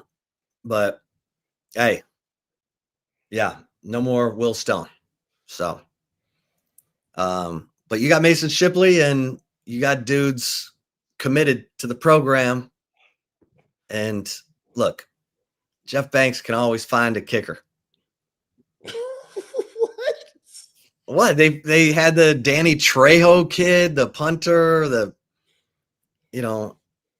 Banks has people who look for talented guys, look for grad transfers who can come in and help. I'm not sweating that. I'm sweating a little bit. What they did with Burt Auburn, I'll never forgive that. I can't do it. What do you mean? You could argue that Burt lost them the national championship last year. You could argue that. Burt makes some kicks in the SEC championship. You go on to play Notre Dame. Yeah, you don't have to deal with Ohio State till the national championship. Yeah, like Penn State. James Franklin, Drew Aller. Come on, man. Where are they right now? That's easy pickings. That's easy pickings. You kidding me? That defense last year versus Drew Aller. Oh man. Like it's just come on. By the way, happy birthday, CB. CB always loves me to do Mike Tyson because I do a horrible but good Mike Tyson. So bad it's good. So bad it's good. I mean, come on, man. This is preposterous. Come on, I'm the best of all time. Man, if Lewis can't beat me, Evander Holyfield, man, yeah, I've been this year. So what? So what, champ? I can't even do it good anymore. It used to be better than that. It's Mike Tyson's birthday today? No, it's CB's birthday today. Oh, CB. Come on, man. Happy birthday. Man, I'm going to sleep at the wheel here. I'm going to sleep at the wheel. CB. By the way, somebody in the comment section asked if we talked about Jared Gibson already. Yeah, we did. Rewind an hour. You'll find it. Rewind an hour. Damn it. You'll find it. Now that I've had time to process the Jared Gibson things, I'm hurt, man. This one hurts a little bit, just because quitting. Yes, let's not say, it's the polite professional way to say he left the team. That's what all these media outlets are going to say. He left the team, no longer with the team. I am not as professional as y'all. I will straight up say quitting on the team is never good. Because, again, Jared Gibson, he has to do what's best for him. I understand that. Does he know what's best for him, though? The grind might be best for him. The process might be best for him. But now you don't know that. I'm sure he's not one of those guys. He's not Austin Simmons, where Austin Simmons at Ole Miss, like 19, 20 years old, already has his degree. I don't think Jared Gibson has his degree at the University of Texas. Football's only a short time of your life. Having that degree from UT could go a long way, especially with the connections that you have. But I get it. Right now, you are where your feet are, and you're a football player. So, again, I don't know what's going on behind the scenes. Don't know his relationship with Chad Scott. Don't know what happened. Where was the disconnect in the development? Because he should be better than what we've seen from year one, where he showed a lot of promise. Again, that Michigan game, you were there, Chip. Big house. Jared Gibson running hard. Baby Rhino. Oh, Yeah, he was the leading rusher after 3 games last year. look at the freshman in this atmosphere against this defense. Mason Graham, Kenneth Grant. Look at this dude running his ass off, fearless. Okay, he's got some promise. And then all of a sudden, vanished. that promise just, I've never seen Fumbles. like that. He just fumbled. Yeah, he fumbled. It's like he's got the yips. He's got the yips, and he was never able to right those wrongs. And when he did, he kind of fumbled again. I don't know how many times he fumbled at Texas. It felt like a lot. Right. It felt like a ton. And then again, that goes back to coaching. What are y'all doing? Are y'all going Omar Epps the program and having them carry that rock all around the 40 acres? Sometimes you got to go through those extreme lengths to get him to realize how valuable that pigskin is. Are we going that far? I know that's a little, exaggerated here, but hey. Hey, Jaden Blue was carrying that football around campus. Exactly. And look at him. Cowboys. And he needs to get some love too. But yeah, like our 10 million, Steven. Tim, I don't know what Chad Scott's making, but it's a lot more than what he was making West Virginia.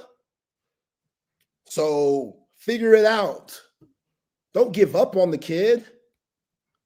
Figure it out. Figure it out. And maybe that's what it is. Maybe that's how Jared Gibson's feeling. They gave up on me. I'm not, sometimes I need to work through it. Sometimes I need good coaching to help me get through these things that I've never dealt with before. Jared Gibson, he wasn't fumbling in high school. He was killing them boys. Killing them in Florida, nonetheless. Big time football state. That's the reason why Steve Sarkisian went out and brought him to the 40 acres. So when something like this happens, Chip, you always wonder where was the disconnect? Because Jared Gibson is a very talented running back when he's holding on to that football. So why wasn't he getting those reps? Why didn't they trust him? Was that even the case? Just where did it go wrong to where he felt like in the middle of the football season on a solid team, he no longer feels like he's wanted there and is now off to find greener grass on the other side. What happened? I always wonder. With 1:16 left against San Jose State, 1st and 10 at the San Jose State 21. Jared Gibson picks up 6 yards and then fumble. Why do you say it like that? And the fumble was caused by Larry Turner Gooden, former Longhorn. Yeah. Larry Turner Gooden, he knew where to hit Jared Gibson to get that ball out. And they recovered at the 15-yard line with 1:16 left, and that might have been all she wrote. Yeah, you fumbling against these group of 5 teams. There's one thing to fumble against SEC play. Group of 5, yikes.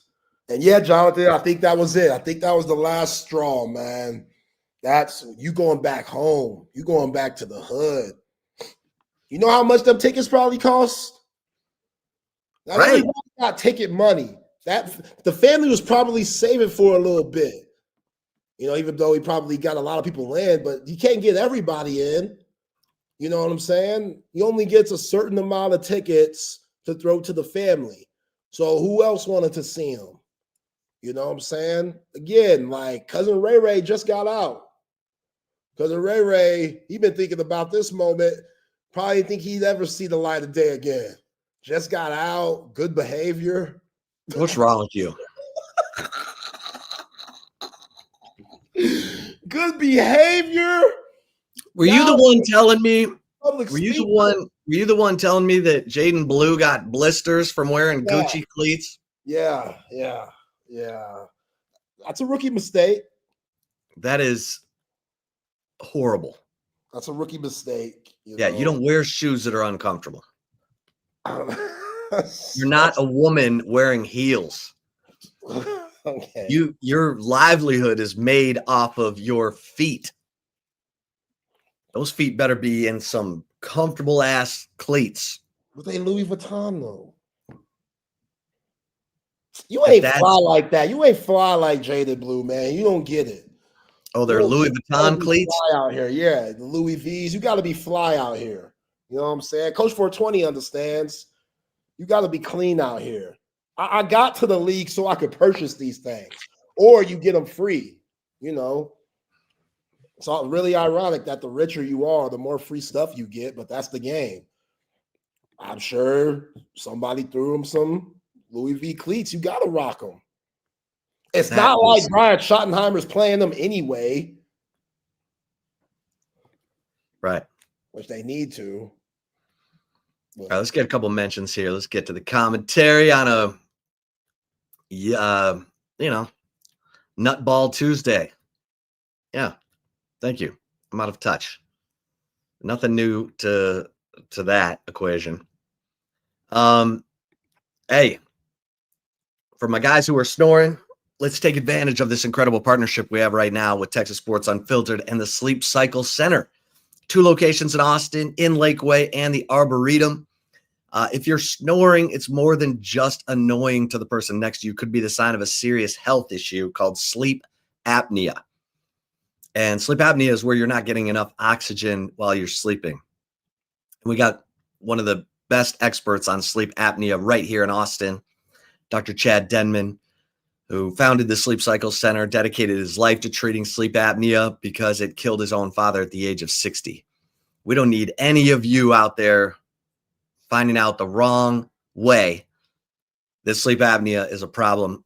You just go to sleepcyclecenters.com. Tell them Texas Sports Unfiltered sent you. They're going to take $100 off your sleep study, practically give it away to make sure that you get all the information. Got the best technology to detect sleep apnea and the best treatment options, including oral appliances like I have. Mouth guard holds my lower jaw open. So I get that oxygen when I'm sleeping. Go to sleepcyclecenters.com. Tell them Texas Sports Unfiltered sent you. And the person who sleeps next to you will thank you. Hey, our man Tom McKay, audiovisual consultations. Look, you're ready for the big screen of your dreams in Austin, Texas. There's only one call to make, and that is to our man Tom McKay at 255-8678. He's got you.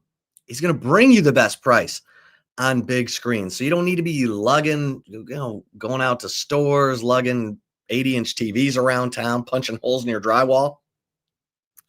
Let Tom and his crew bring everything to you. You got things to do. You're busy. He's going to come in. They're going to hang it like a Picasso in your house. It's going to be perfect. You're going to love it. It's got you surround sound. You want a full-blown media room? He's got you. You want new lighting, electronic shades, surveillance? He's got you. avconsultations.com or call 255-8678. And cover 3, baby. Cover 3. I had my cover 3 hat. Should have been wearing it today. Cover 3. Great food, great vibe, and a great place to watch your favorite team. You got to cover 3 Anderson, cover 3 Round Rock. I mean, the Parmesan fries. I love those things, man. The buffalo chicken sliders, the brick chicken and mac and cheese, one of my all-time favorites. They got great salads.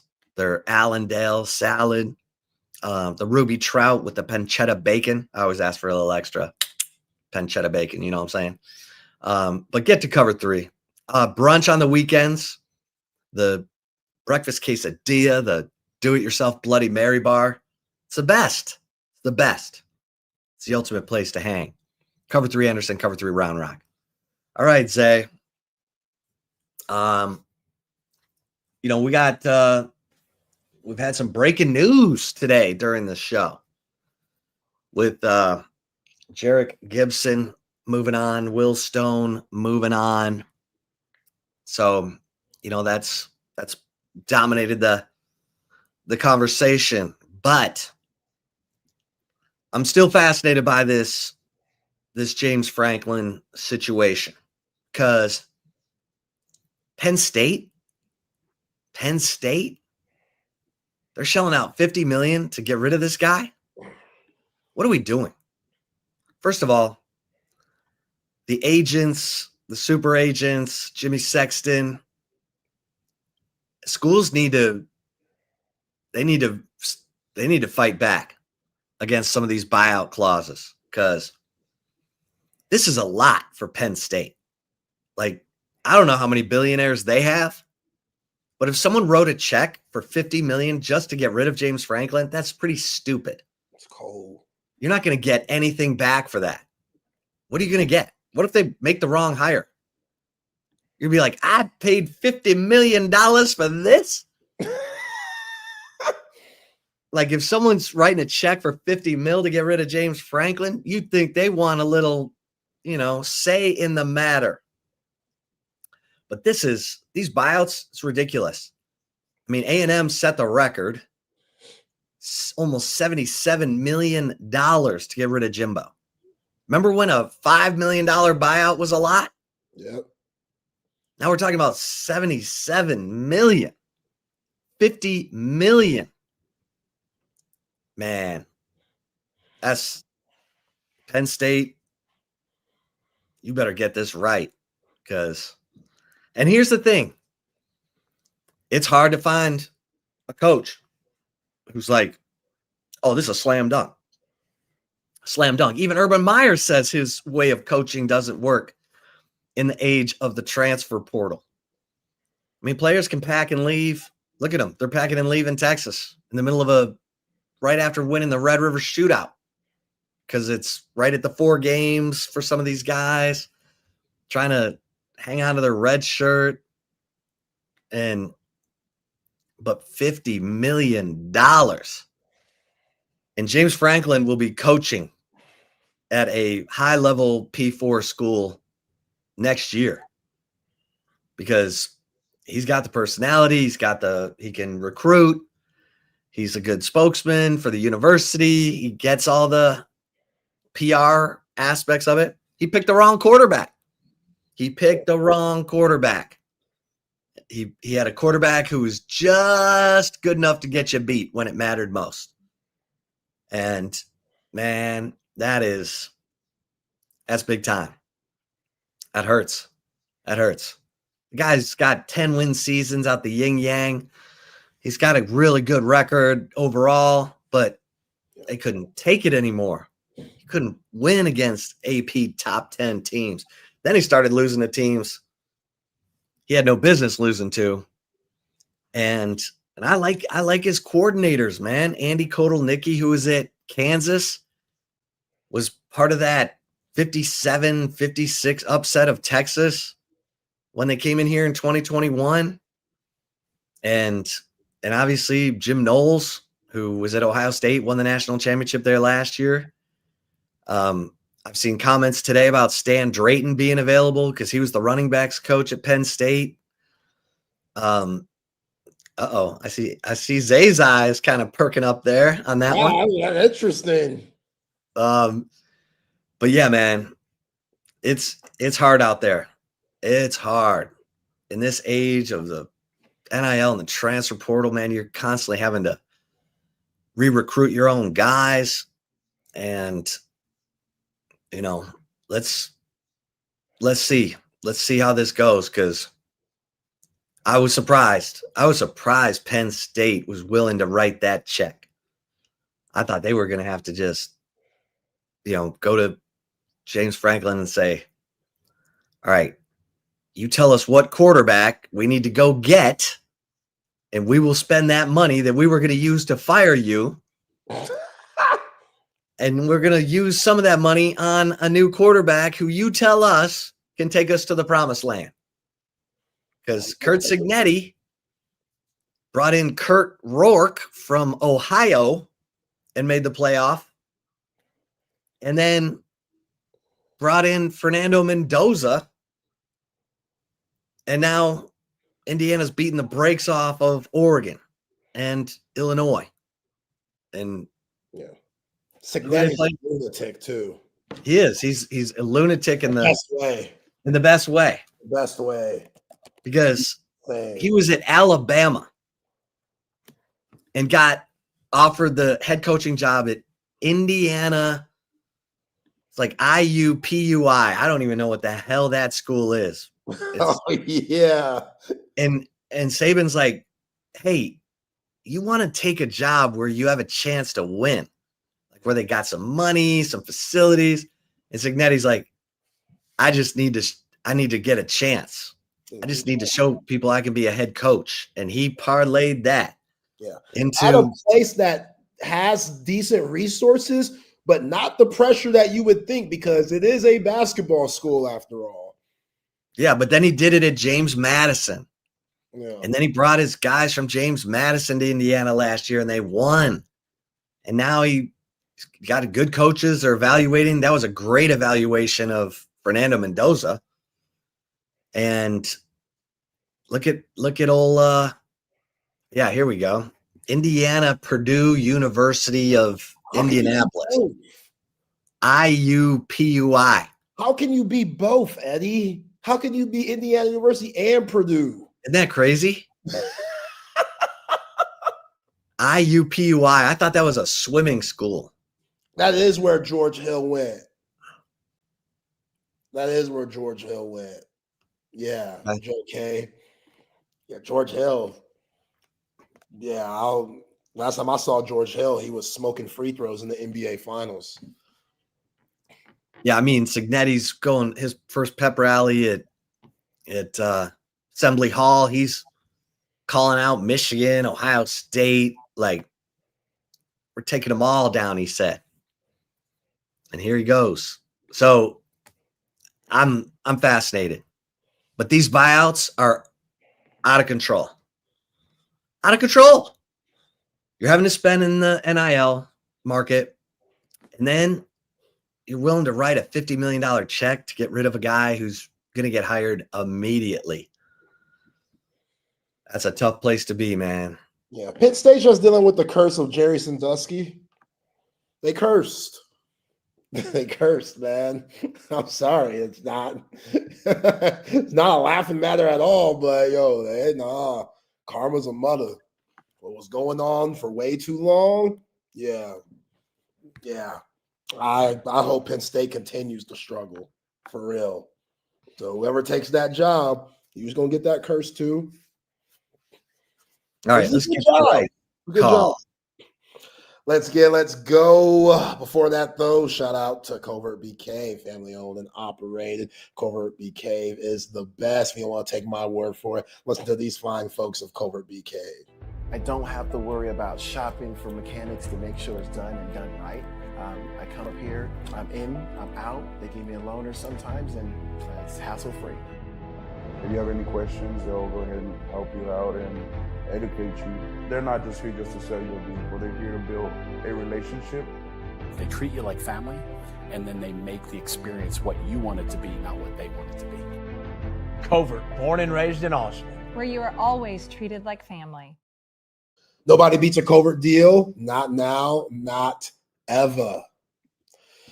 All right, Chip. So basketball SEC media days for the women's and men's Texas basketball teams gets cracking this week, and Sean Miller and Vic Schaefer have the players that they're bringing to Birmingham, Alabama. Very interesting place to have SEC basketball media days, but whatever. It's still SEC. Hey, that's the headquarters of the SEC.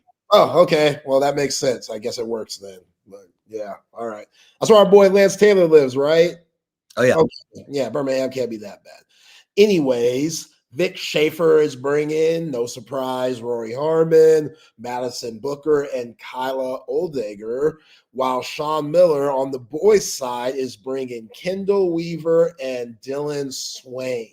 So we've already heard Sean Miller talk about Kendall Weaver and praise his toughness and just his work ethic. He loves Kendall Weaver, and I expect Kendall Weaver to be a big part of this 2026 Texas men's basketball team. Same for Dalen Swain, too. I think Dalen Swain could be low-key the best player on the team.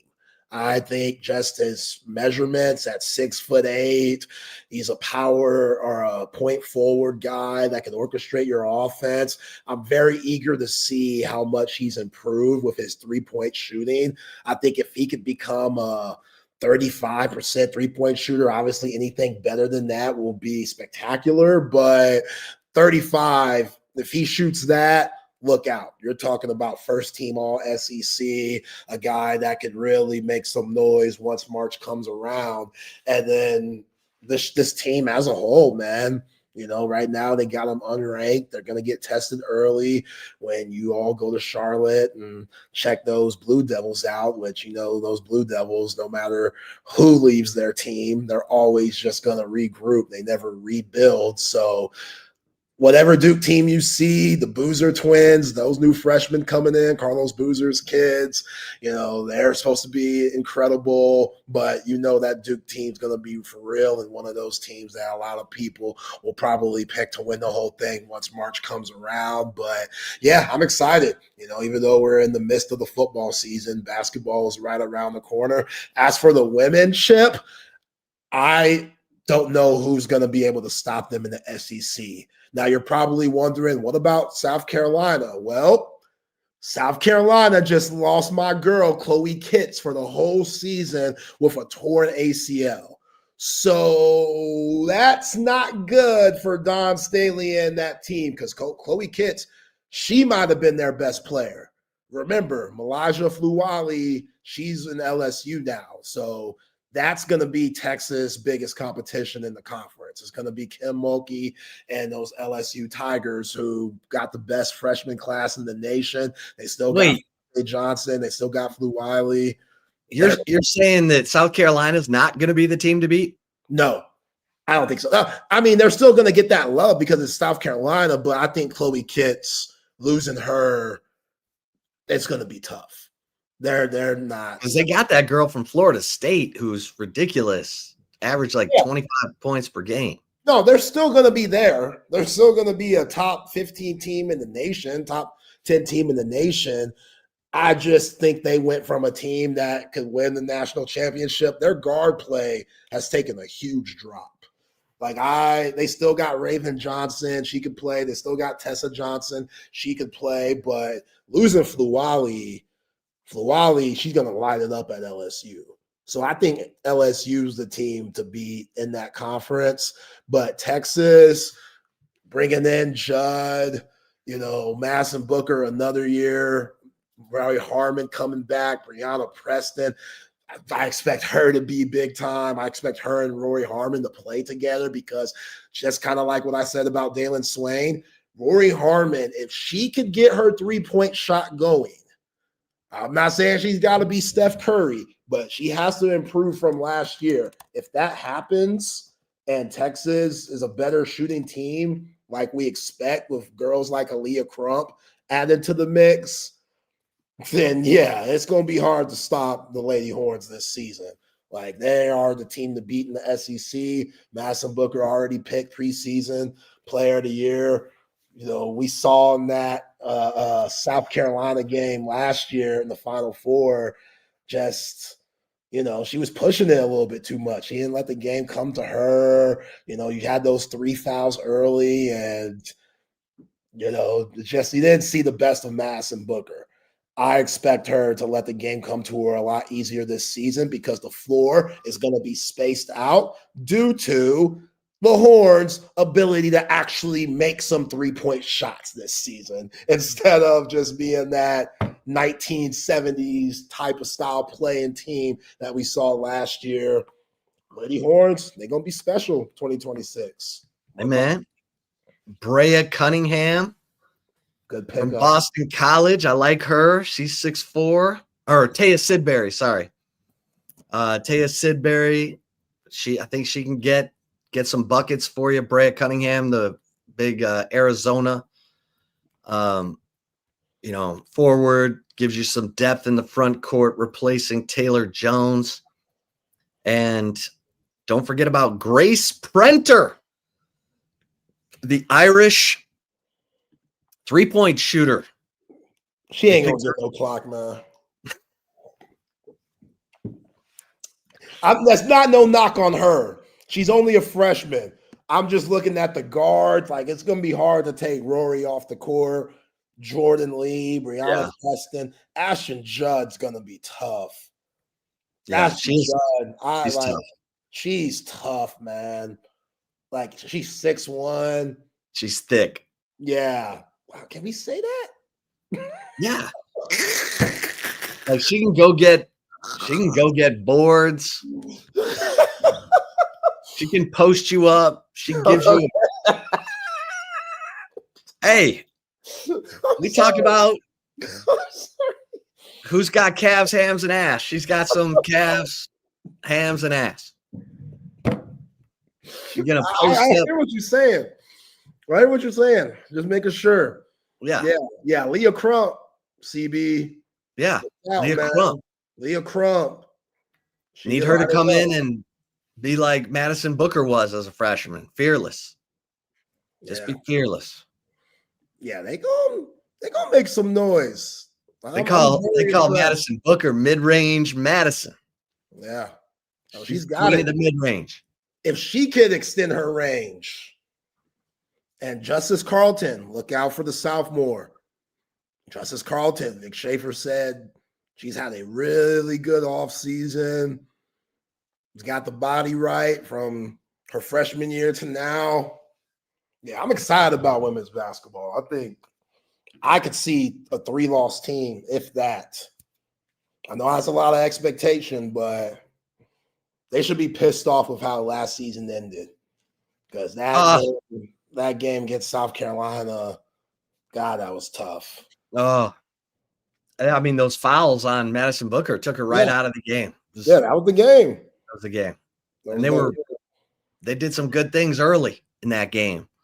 Made you think, okay, Texas is going to hang here. And then all of a sudden, Madison Booker picks up her 3rd foul in the first half, and you're like, oh. Yeah. Need a smarter Madison Booker. Yeah. You need a smarter version. Which that's what happens when as you age, you become smarter. So those fouls that were all her fault, I think she understands, okay, I can't put my team in those situations. I'm too valuable to put them in those situations. So yes. Yeah. To quote Jerry Jones, yes. By the way, you see Lane Kiffin talking about Kirby Smart's calories, man. What's wrong with that dude? Was he talking about the fake timeout? He probably did in that presser, but I'm talking about he was asked something about burning calories, Kirby Smart burn. I don't know why this question was asked, or if Lane just somehow took a segue into talking about the lack of calories that Kirby Smart has lost, which obviously they go back, so Lane feels like he could say those things, but I'm like, damn, man. Is he saying Kirby's put on pounds? Yeah, joking about it. He was like, oh, I just saw a TV of the game against Auburn, and Kirby hasn't lost many calories. Paraphrasing a little bit, but it's like, yo, what? Lane. We're fat shaming Kirby Smart now, Lane? All the coaches on that SEC text chain talk about how Lane is always the one texting everybody, texting them memes, texting them jokes. Like, some of the coaches don't even participate. They're on it, but they don't ever chime in. Lane's like, he's that guy. Lane and Eli Drinkwitz just going back and forth the whole time. Everybody else is just mutes, and Eli and Lane are just memes. They're the personalities of the conference. That's yeah. All right, let's bring in the open gym guys. Matt, Patrick. What's up, fellas? What's up, fellas? What up, guys? What's going on, man? Oh man. Well, You know? I'm sure y'all gonna talk about Jared Gibson. Yeah, of course. No, we're gonna. Nah, who cares about that today? Zay, you sound like someone stole your lunch money on this. I never want a guy to quit or leave the team. I hear you. Sad, It's hard man. to blame him after what happened in Gainesville, but here we are. All right. I better go and make some calls. See you guys tomorrow. Appreciate you guys. Welcome into Open Gym here on Texas Sports Unfiltered. Myself, Patrick Davis, alongside Matt Galatzan of Texas Longhorns on SI. And, of course, you, the third member of Open Gym. Text line's open, 512-222-9328. And on the chat here on Facebook, Twitch, X, and on YouTube. What is up, CB? Happy birthday. Hope you're having a good one. As the best honorary producer here in all sports radio. We can say that. Yes, TB. Texas did lose 2 players today. What's up, Roy? Yeah, that is kind of the leading headline of today, Matt. That Texas is down 2 players. You get some good news. You beat Oklahoma. You feel good, and then you get the news today that Texas is down 2 players. One who honestly played more than Jarrett Gibson. One who he probably, did for a while. you know, that was more. It's more used, especially in the last couple games, more used than Jarrett Gibson in Will Stone. So tough to see. Hoping to not see any more names on that list. I don't know how many more guys could redshirt that are playing enough, in that line between where you are, like where Will Stone or Jarrett Gibson basically has to say, I'm stepping away because I will be used enough in the rest of the season to burn the red shirt. If you're somebody else, like, someone that's maybe a little bit lower on the roster, a little bit lower in the card, then maybe you don't have to necessarily even say anything. You can just know things don't change. I'm out at the end of the year. But I don't have to burn any bridges. I can still make the NIL I was promised this year and do everything else, practice hard, and then at the end of the year, take that. But yeah, it's definitely a tough road for a couple of those guys, and unfortunate to see. Never like to see that thing. Well, I mean, after what happened with Jarrett Gibson in Gainesville, it's kind of hard to blame him for wanting to get out. Texas played in his hometown at a team versus a team that he used to be committed to, and he didn't see the field for a snap. And it seemed like their trust in him was dwindling week after week, despite a really good performance against Sam Houston, which I thought was a really solid game from him. He bounced back from that fumble earlier in the season and was holding on to the football. But that kind of seemed like the final straw. No snaps against Florida. I think 2 snaps, something like that, against Oklahoma. He was getting passed up by James Simon. He had already been passed by Christian Clark. CJ Baxter's coming back. I mean, where is he going to see the field, right? Yes. So you never like to see anything like this. He's a really talented player, but they got another guy from Florida coming in next year who's probably going to start as a true freshman. So they'll be all right there. No, and that kind of is the point of it all, is you understand he was roughly in the 5th running back spot at this point behind CJ Baxter. Christian Clark had taken over in front of him, and James Simon they're really excited about, and they're playing James Simon more than him now. And so we say they're going to play James Simon more than Jarrett Gibson. It does lead you to believe that probably he understands, all right, well, it's not going to improve over time. And I get Sark said I'm the short yardage guy. I don't want to be the short yardage guy. And it does feel a little bit like possibly there was a line, and coach says 5 fumbles on 115 carries, that Sark doesn't trust him for trying to be an explosive runner downfield, which is nobody wants to be the 2-yard back. You want to be able to try and be a little bit more than that. You go, I can be in short yardage, but then I want to be the 3rd down back. Yeah. I want to be in those situations where we're trying to pick up 2 yards, but I also would like to be in when we're trying to pick up 7. and I'd like to be in different ways. And so I understand the concept of once you've been labeled, you're basically only coming in to be a battering ram, and we want the baby rhino, and that's it. I can understand more of why he would say, this isn't the best fit for me. The system isn't working. I don't feel good here. I think I have a possibility to go somewhere else and go make a big impact still, which I think he does. I still think he has a very bright future ahead of him, possibly in a running scheme that is a little bit more up his alley. And possibly, I don't know if he's going to stay at the SEC level, if he'll go down to a group of 5, or, maybe he'll play at a school that doesn't have as much competition. I don't know. He could just go right back to Florida as well. Yeah. So there's a lot of different options for him on the table. But it definitely does leave Texas, you don't like to see it, but it's not the worst news in the world and not hugely surprising. And we also say running back 5. They're using Ryan Niblett in the running back position. So possibly running back 6 at this point. So we say that, and TN Longhorn, this pass pro wasn't where they wanted it to be either with that offensive line. You needed a pass pro. And then Will Stone is the other name. And that one was, I think he believed there would be more of a competition for field. Maybe they weren't. Shipley just won it.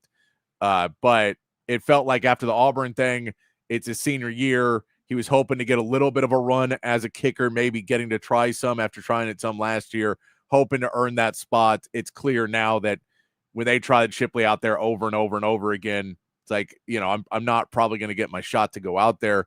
You hate to lose that because it not only is a guy who's handling your kickoffs very well for you, he's also somebody that if something were to happen, knock on wood, to Shipley at some point and have to miss a game, you felt confident in having a 35-yard field goal by Will Stone.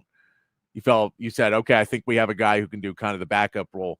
So that one is also, in reality, something that they're going to have to figure out a little bit more as the season goes on, because Will Stone was doing all of their kickoff work. So once he is off of that, I think it pushes it back down to, you're going to rely a little bit more on Shipley. You'll figure it out. You do have a new recruit coming in as well for at the kicker position. So both of those are things that I think are fixable as you build on this team. Well, again, it's kind of hard to blame him. I think this is his 4th year at Texas, maybe his 5th year. He's a senior. He's only ever handled kickoffs. I can't recall if he's ever kicked a field goal. Maybe a couple. He at least did extra points, right? Last season, in Auburn, he did some extra points in the college football playoff. I know against Ohio State, but outside of that, he never really got an opportunity. And even when he did have his opportunity this week against Oklahoma on kickoffs, he kicked one out of bounds. So he wants to go somewhere where he'll be a primary field goal kicker and try and figure out a way to extend his football career, because he's not going to do that as a kickoff specialist. That's not a pathway to the NFL. It's hard to blame him. He could end up anywhere. Anywhere is going to be looking for a kicker. Texas needed one bad last year, and it's one of those things where people are going to be excited about, we have a kicker coming in from Texas, even though they realize he's never really kicked field goals, but they'll be excited because the name Texas is behind him, just like Jared Gibson. So so both those guys, we wish him the best. It is the impact on the team this year. It's probably honestly more Will Stone, because Jared Gibson, you'd love to have him. Now, I say that we know with the injury issues at the running back position the last year and a half, I should knock on wood whenever I say these things, because I think that, Jared Gibson is somebody that you felt could step up to that next level. We still haven't really seen Christian Clark do it. I'm guessing that also somewhat falls into my world of why Christian Clark and James Simon were playing more than Jared Gibson. Tells me that in practice, he was not necessarily as engaged. Maybe down on himself after that Florida game, not getting in, maybe not, whatever else. But yeah, I mean, you put it right, Matt. If you're talking about Jared Gibson going to Gainesville, most likely having friends and family in the stands, and then not only getting embarrassed on the field, not the team getting embarrassed, but you not playing in a game where the team gets embarrassed. So everyone plays poorly and you still can't get on the field. Really just, you're like, why am I here, man? You know, I can understand that being the question point. And also, you know, you're talking about now more than ever, there's friends and families and agents and everybody else in your ear. And at some point for Jared Gibson, it's a financial decision that he goes, I don't know at the end of the year I'm going to get offered an NIL. They've got more guys coming in. And, you know, even if we say Baxter and Wisner leave, Simon and Christian Clark are still going to be here, plus a transfer, plus, you know, maybe a transfer, plus maybe, you know, plus a recruit. And I'm not guaranteed to get any time next year. And I'm not guaranteed to get NIL. So I may be, you know, sitting here where I can go to another school and be a number 1 or number 2 back there, because they'll still look at my film and go, we see all the positives. We see what you can do. And so while you're not going out of the bigger NIL pool for Texas, you are still being one of their higher paid NIL players. So I get as a business decision as well. In the short term, it makes sense for Jared Gibson to try and go and do that and take the red shirt. Now, granted, I get you're basically the taking the red shirt is like, I'm not that part to me is I would have preferred him to play the season out, still train really hard, be in great shape, and then at the transfer portal. I get that may damage you more if you don't play, but I don't think it really is going to hurt you anymore than saying that you left the team. I don't quite get that. I don't know that world well enough, but it does seem like as a running back, you don't want to be a 5th-year running back in college. If you're someone who still has his sights, well, I'm sure Jared Gibson, I know it's been a slow start, still has his sights set on the NFL and still trying to be that as a high-level recruit coming into Texas. I imagine there's a point where you're like, they don't take 5th-year running backs. Like, they don't like 5th-year running backs because your clocks are, your mileage is too high. And, you know, you've just practiced too much, take too many hits, and even if you haven't played a ton. So it does feel like the red shirt may not be as necessary for him. Will Stone has to take the red shirt if he wants to transfer and play somewhere else. He's a senior. Yeah. So I understand that one of, if I want to have any shot at a future of kicking, I have to do this because I have no future if I stay here. If I stay here, this is my last year playing football ever. And I have a possibility to maybe go somewhere else and show what I can do. Makes more sense to me. Jared Gibson, I think, could have stayed. I get, like, too, this could have been a conversation with Sark, too, where if his attitude wasn't right, Sark saying, you know, could have been a mutual decision. Let's put it that way. Those are sometimes happen in these programs as well. Why don't you go ahead and save your red shirt and you don't show up to practice in a bad mood anymore? Which I don't know. I'm not, this is completely speculative. I don't want to put that on the young man because that's not the reports that we're getting. But that you do see those in practice sometimes. And, you know, there are the guys that sometimes are away from the program or not there as much because they're understandably unhappy with not playing. And a team where Sark will continue to preach culture wins, that you can't have somebody coming in every day upset or just unhappy. Not even upset, but unhappy. Well, I think that when you have recruiting conversations with these kids, more often than not, they want to see the field early and they want to see the field often and have a chance to start by, you know, the end of their freshman year or the beginning of their sophomore year. And I'm sure that Steve Sarkisian pitched that to him, you know, when he was recruiting him from Florida, when he flipped him from Florida. And, you know, it just doesn't work out that way for everybody because you have other players emerge. I'm sure that going into last season, you kind of expected, okay, CJ Baxter is going to play one more year here, maybe 2 more years, and he's going to be gone. But we really don't know what we have behind him. And then he gets hurt, and Trey Wisner emerges, and it's like, okay, well, we have another running back, and you know, Jared Gibson gets his chance, and then, you know, this season Christian Clark emerges, James Simon emerges. It just seemed like there's always an obstacle for him to getting on the field. Yeah, and that's unfortunate, but because he's a really talented player, but he'll find a good landing spot, and he'll be able to, you know, play for the next couple years and hopefully get himself into an NFL position. But the position was just too competitive at Texas, and he was, you know, he got hurt because of that, and it's not necessarily completely his fault. No, and I mean, what's interesting is we saw the fumble problem last season. We then saw another fumble early this year, but then in that same Houston game, they run him plenty and are fine. He runs up and down and so it felt like maybe he had gotten over, at least, I shouldn't say it felt like Sark had gotten over his fumble problem more, and that Sark was starting to trust him a bit more. And that's why it was so weird to see him basically get completely pulled back from that, where we thought, okay, Jarrett Gibson maybe in that game solidified himself as RB3. And then it felt like he had that big game, and then they went, all right, well, in the bye week and in practice, Simon got past you and Clark got past you. And I don't know how that happened, but it does feel like a lot of this happened where we didn't get to see a lot of it, that a lot of this happens behind the scenes. And that's why you throw in, it doesn't feel like this was necessarily just from his on the field work, because also you'll see what, Clark and Simon necessarily did in that Oklahoma game.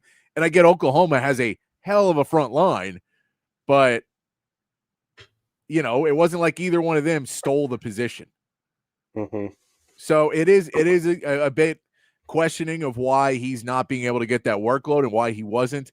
I don't know what all the behind the scenes are. They may or may not come out here in the next week or so, or down the line when Jarrett Gibson talks about it. But it's unfortunate to see anybody leave the program. You don't like to see it. Hopefully, the good news was that we keep believing that CJ Baxter will be coming back this week. Now, and Joe, you're 100% right. Can you keep those two guys healthy? Because if you can keep those two guys healthy, the rest of it kind of just will go in the wash and you'll be okay. And you'll move on and you'll say, Nibley can play some running back. We have two other guys that we believe we want to try and get some snaps. I think that maybe play into this a little bit more too, that Sark would like to, in these next couple of weeks, try and build up a lead and rest Trey Wisner, who played a ton against Oklahoma and was just in the game a lot, even when he wasn't necessarily running the ball. He's still in pass pro, or he's still running out to take a route. So he's still taking some abuse on that body. So maybe you want to try and say, if we can get a lead, if this offense can be back a little bit better and we can get a 2-3 score lead, we don't have to play Baxter or Wisner, and we can get Simon and we can get Clark some reps.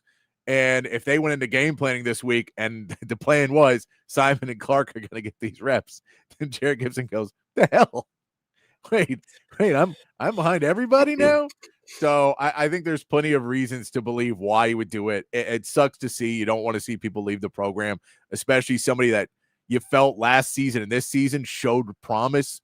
And it was just like, you feel like he was always a tick or two away from figuring it out. So once he does, he could be a monster somewhere else, because we know he is still the baby Rhino. It's just a question of, it never seemed to really click. That could have also gone with different blocking styles they're trying to do too. Him not being able to find a hole in what they're doing in practice. Like, all those pieces just go, you're running into the back of linemen in practice. If you're the hole's supposed to be there and you're running towards it and it ain't there, then that's not what you want to see either. So there's a lot of different pieces to try and put together for why CJ Baxter left, but hopefully you won't even really feel it too much.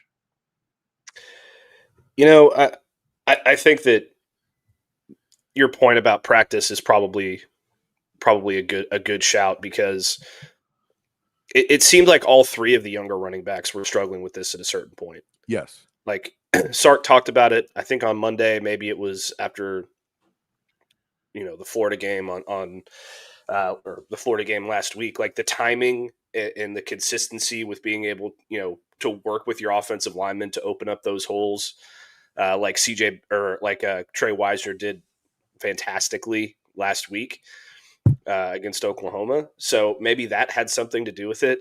And I'm just speculating here. I assume it's not a Jonte Cook situation. I don't think it would be. Jarrett Gibson seems like just a different. That doesn't seem like something that would be an issue for him. I think it's a simple fact. Is like, well, I'm pretty much sixth string right now.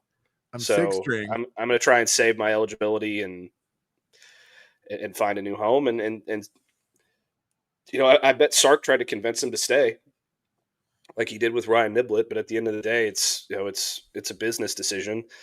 It's the position's only going to get more competitive because I don't think, like, maybe Trey Wisner will go into the draft, but like I don't think that CJ Baxter has enough over the last year and a half to do that. You're bringing in Derek Cooper. You're in a recruiting battle for another kid. You still have Ricky Stewart on the roster as well. Ryan Niblett's going to be back. You still have James Simon. You still have Christian Clark. So it's just a really stacked room. And, you know, he's trying to save his eligibility. I think that's about it. No, makes sense. The Will Stone one also, it makes sense. It's just disappointing. These stories happen all over college football. Usually they're a little bit earlier in the season that we get most of these stories, but because of injuries and lack of playing time and other things, they were able to save the eligibility till this point. Normally, and after midway through the season, you've either already burned that red shirt or you're not going to burn the red shirt. Normally those are, you know what I mean? So to have two guys still have red shirt eligibility in week 6, but also would continue to play throughout the season is just somewhat rare. So it feels weirder because this would normally happen after non-conference. So this would happen before the Florida game normally, where they say, you know what, let's just not burn that red shirt conference play. I'm not playing. So don't put me in for 2 or 3 snaps a game. I don't want to do that. Yeah. I and excuse me. It seems like it's like with Gibson, especially in this Oklahoma game, it's like, why put him in the game at all for 2 snaps? If you know this is coming, like, it would lead me to believe they didn't know it was coming. I find it hard to believe that there wasn't at least conversations about it heading into the game after what happened in Gainesville. Maybe there was, or maybe there wasn't. I don't know. It just playing a guy for 2 snaps, regardless of anything, just seems like a waste for me.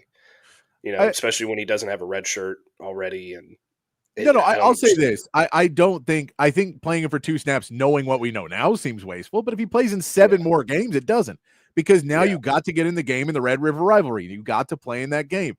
Now, you know, we're hoping that you're going to be better next year, and I think that's kind of the thought is, let's get you into a game.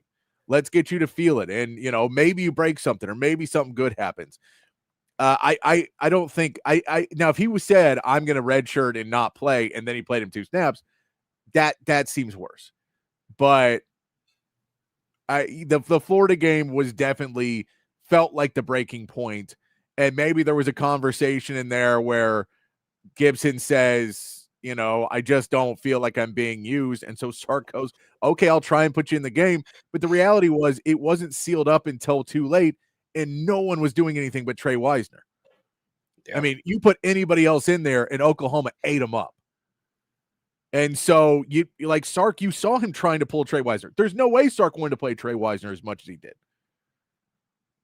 Like, there's no way he wanted Trey Wisner to have 54 snaps. That's a lot of snaps. That's a lot for a running back. Yeah, I think he ran, 65 plays total? Because Nick Brooks played every snap, and I think he played 65. 65. So he only missed 11 plays in that game. That's not what Sark wants to do. So I understand that was more of a necessity. We have to have Trey Wisner in. He is the only guy who's doing anything. He's the only guy drawing the defense. So I can't keep putting a guy out there because Trey Wisner was keeping you on schedule. You show in the All-22, there was the one where he gets on an out on a check down, and he gets like 2 yards, a yard or 2. And it saved you a big loss and everything else. And you go, well, if that's another guy and that's a 6-yard loss now and a sack because he's not in the right spot or he's not looking or he doesn't make the catch or he catches it and then stands and looks upfield and gets hit for a 3-yard loss, you're now behind schedule again and you're starting to get behind. And that's what it just felt like. He couldn't trust anybody else in that game. And he would have probably on paper had Jarrett Gibson down for 10 snaps and had Simon down for 12 and had Clark down for 15. And you're just, at the end of the day, you're like, well, there was 11 at running back that you could put in. And Niblett took some of those too. So, yeah, if you say at the end of the day, there just wasn't a lot of snaps available. And I think he may have seen that too and just been like, hey, look, if you're going to play that, once CJ Baxter comes back, there's no room for any of us. There's 3 of us trying to get the playing time of 1 back now. Well, yes, I think that Sark probably came into the game with more of a split snap count idea in mind. Yeah. And then when he realized, okay, the only one who can get anything going and make it into these tiny windows is Trey Wisner, then that's the guy you're going to go with. And you're going to throw the script out the window in terms of player count or player snap counts and all that stuff. So that doesn't surprise me. Also, to your point about CJ Baxter, like I think when CJ Baxter comes back, you don't even put James Simon or Christian Clark into the game unless absolutely necessary. Like you just stick with those 2 guys. Yeah. Because they're the only ones who have proven that they could get positive yards at a relatively, regular clip. And I get that Wisner struggled against Florida, but outside of that, when he was on the field, he did pretty well. CJ Baxter was averaging like 4.5 yards a carry or something like that when he was on the field. So, it's just they're the experienced players and they're the ones who need to be getting the snaps if this running game is going to have success. No, I'm with you. But that leads me into this other conversation. And I'm going to play a clip here from Sark from Monday, from yesterday. But it leads me into this conversation about playing time. Because the Oklahoma game was the first one I think we really, really, and I mean a little bit in the Florida game, but in this game where we started to see, shoring up some of that in the defense, shoring up that rotation a little bit more, getting it to where, you're starting to get into SEC playing time. You're now midway through the season. So I wanted to talk to you, Matt, about who's earned the playing time, who is going to see more snaps, who's going to see less, of kind of the names that were possibly going to be in or out early in the season. But here's Sark from yesterday when he was asked about the freshman getting playing time, because we expected Justice Terry to get playing time. He is not. We expected one of these freshman wide receivers to get playing time. None of them really are. So according to Texas, Dalen McCutcheon didn't, but he did. He did. He did, but according to Texas, he didn't, which is, I don't know. It probably seems like an oversight. But here's Sark speaking of why it's hard to play freshmen and why he'd like to play them more, but it's hard. Again, I think that class is been productive. Grayson Littleton with another interception. I think he played 40-something snaps in the game, for us. And obviously Lance and Nick, James Simon is coming along at running back. Trey was just so hot, but James really was the guy I was trying to get the ball to. He got a couple carries, but it just didn't come to fruition. But he's working and he's getting better. Cade Phillips is getting better. Jonah's getting better, and a lot of guys are getting better. The tough part with the young wideouts, who are you going to play him over right now? We've got a good group now. They're improving, and Kalik and Jamie they're coming along. But so I think our older players are getting better too. I think we're getting the best version of Ryan Wingo, DeAndre Moore, Emmett Mosley, Parker. So and Day McCutcheon is, when hit the ops he did what he was supposed to do. So again, it's not anything to take away from those guys. But I think it's kind of hard to go into a game thinking you're going to play 8 wideouts in one game, and especially a critical 1-score game like the way that one was going. So there's Sark saying, I would love to have those guys play more. I would love to, be in the position, and you may possibly be in one of these upcoming 2 weeks. I think there's a possibility that you could get some more playing time against a Kentucky or a Mississippi State. If you play your game right, you could also be going to overtime. You could lose both these games. They are not for, both teams are good enough in the SEC to actually push back a little bit. But at the end of the day, for Texas, it does seem difficult to get some of these young guys in. And you fall into that position of building for next year, making sure you're a college football program that has development. So maybe you don't stub your toe like you did at week 1 this year and early in the season this year, trying to get a couple guys a little bit more playing time. But still not allowing yourself to be in positions where you are in 1-score games late and, not playing up to the level. So, Matt, I wanted to start. We can start on the offensive end. Get your opinion about some of the guys who maybe are going to see less playing time and maybe see a little bit more playing time as the season continues. And you're muted, so turn that back up. Whoops. There you go. And you just want me to pick a couple off the top of my head? Yeah. Well, I obviously I think that Nick Brooks is probably your answer at left guard. So I would imagine you probably won't see a whole heck of a lot of Connor Stroh going forward unless Nick Brooks has some sort of injury issue or takes a massive step back and just starts playing terribly, which I don't see happening because I thought he made a massive leap from the Florida game to the Oklahoma game, and I think he's just going to continue to get better. He made a massive leap from the first quarter to the fourth quarter. Oh, yeah, he did. Like he made progress in the Florida game, and then he made progress from that first drive in the Oklahoma game until the end. Yes. Like he just continues to get better and learn on the fly, and I was really impressed with him once he got things figured out against Oklahoma. I don't.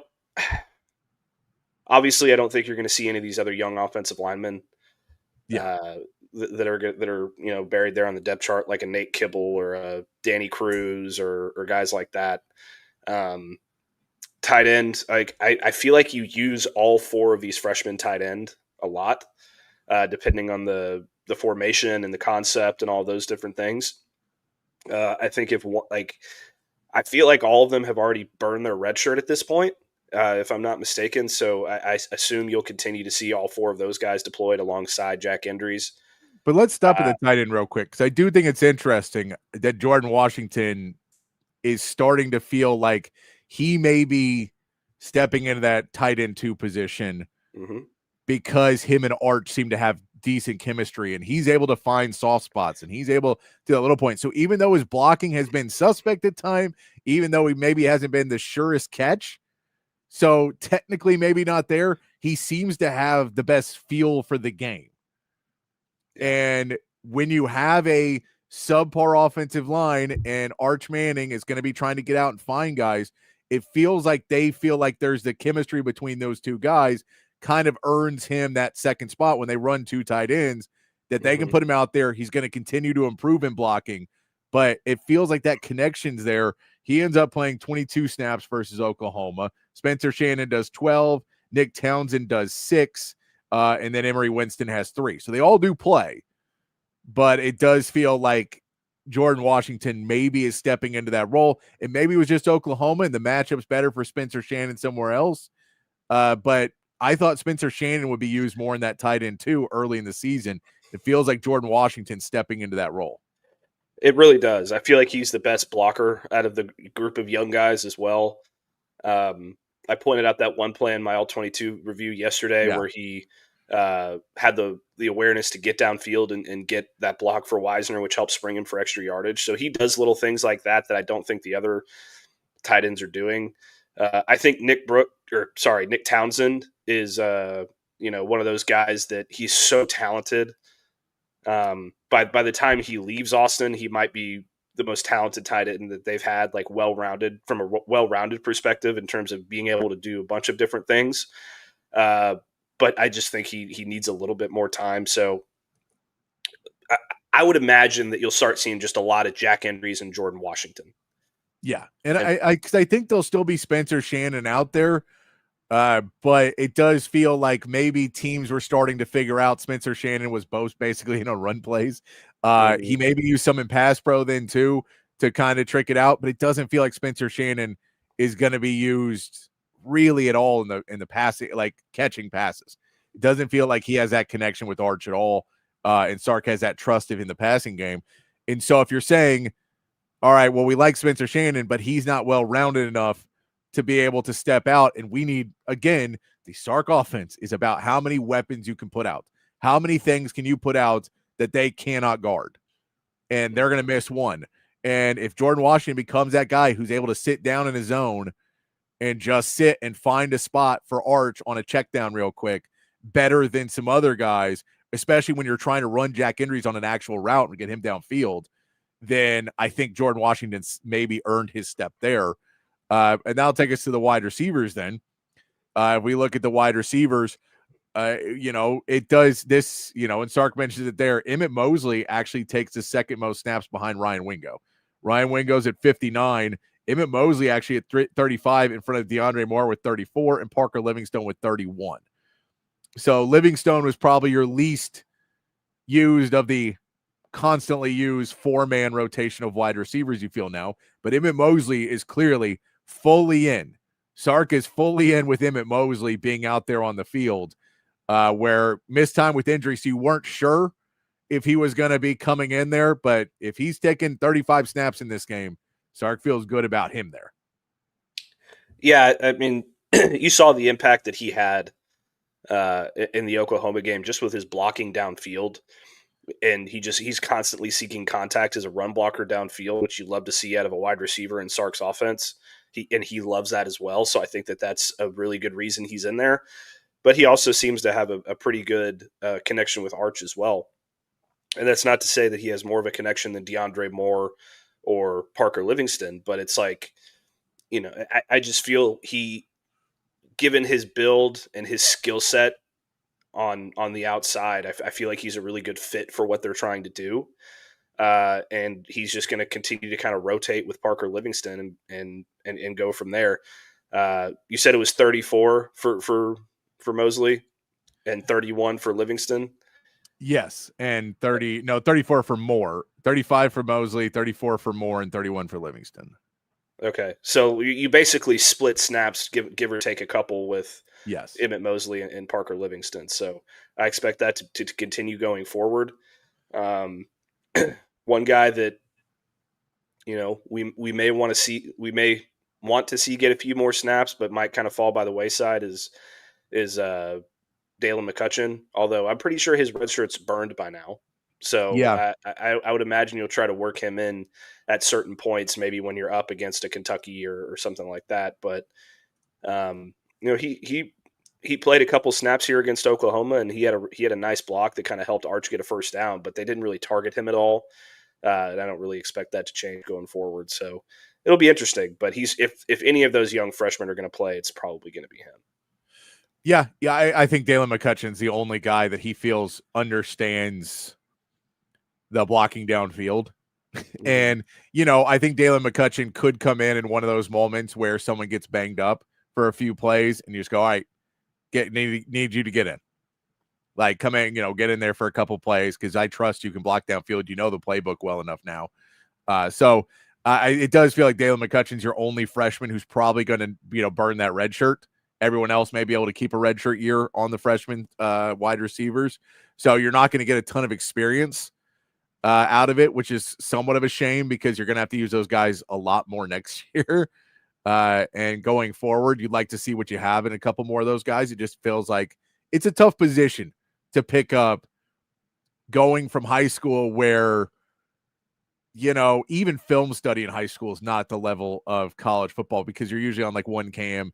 And so you're not necessarily, checking the massive route, the route tree and really making sure you stick your routes on every play. You're like, it's a little bit more to my feel. It's a little bit more backyard football sometimes when you're that talented. I can just blow past this guy. So I'm going to blow past him and then kind of cut, and the wide receiver and the quarterback's going to chunk it. But if he's not a college quarterback, that ball may not be in the placement of, no, he's good enough that we have a timing route. It's more, I'm going to run away from everybody, and then he's going to throw it in that general area, and I'm good enough to go up and get it. So it depends. Now, some programs, if you're playing probably at Lake Travis or Westlake, it's probably a bit more. There's probably some programs in Dallas where it's a bit more. But a lot of high school football is, the level of talent at the quarterback position isn't such that you can say they can just go and do whatever they want to do and are good enough to really make sure you have those timing routes downfield and all those pieces. So when you go to college, it takes a while to get used to. Also, it takes a while to get used to any of these positions to be a 5-star and then come in and go, run that route 600 times. You're going to get 2 passes. Like you're read 5, man. He's probably not getting it to you. So you're just going to run a lot. But in practice, I need you to see you run that route perfect every single time, even knowing you're most likely never going to get the ball. Because when we get you out in the game, and I need you to block like you're going to be in it.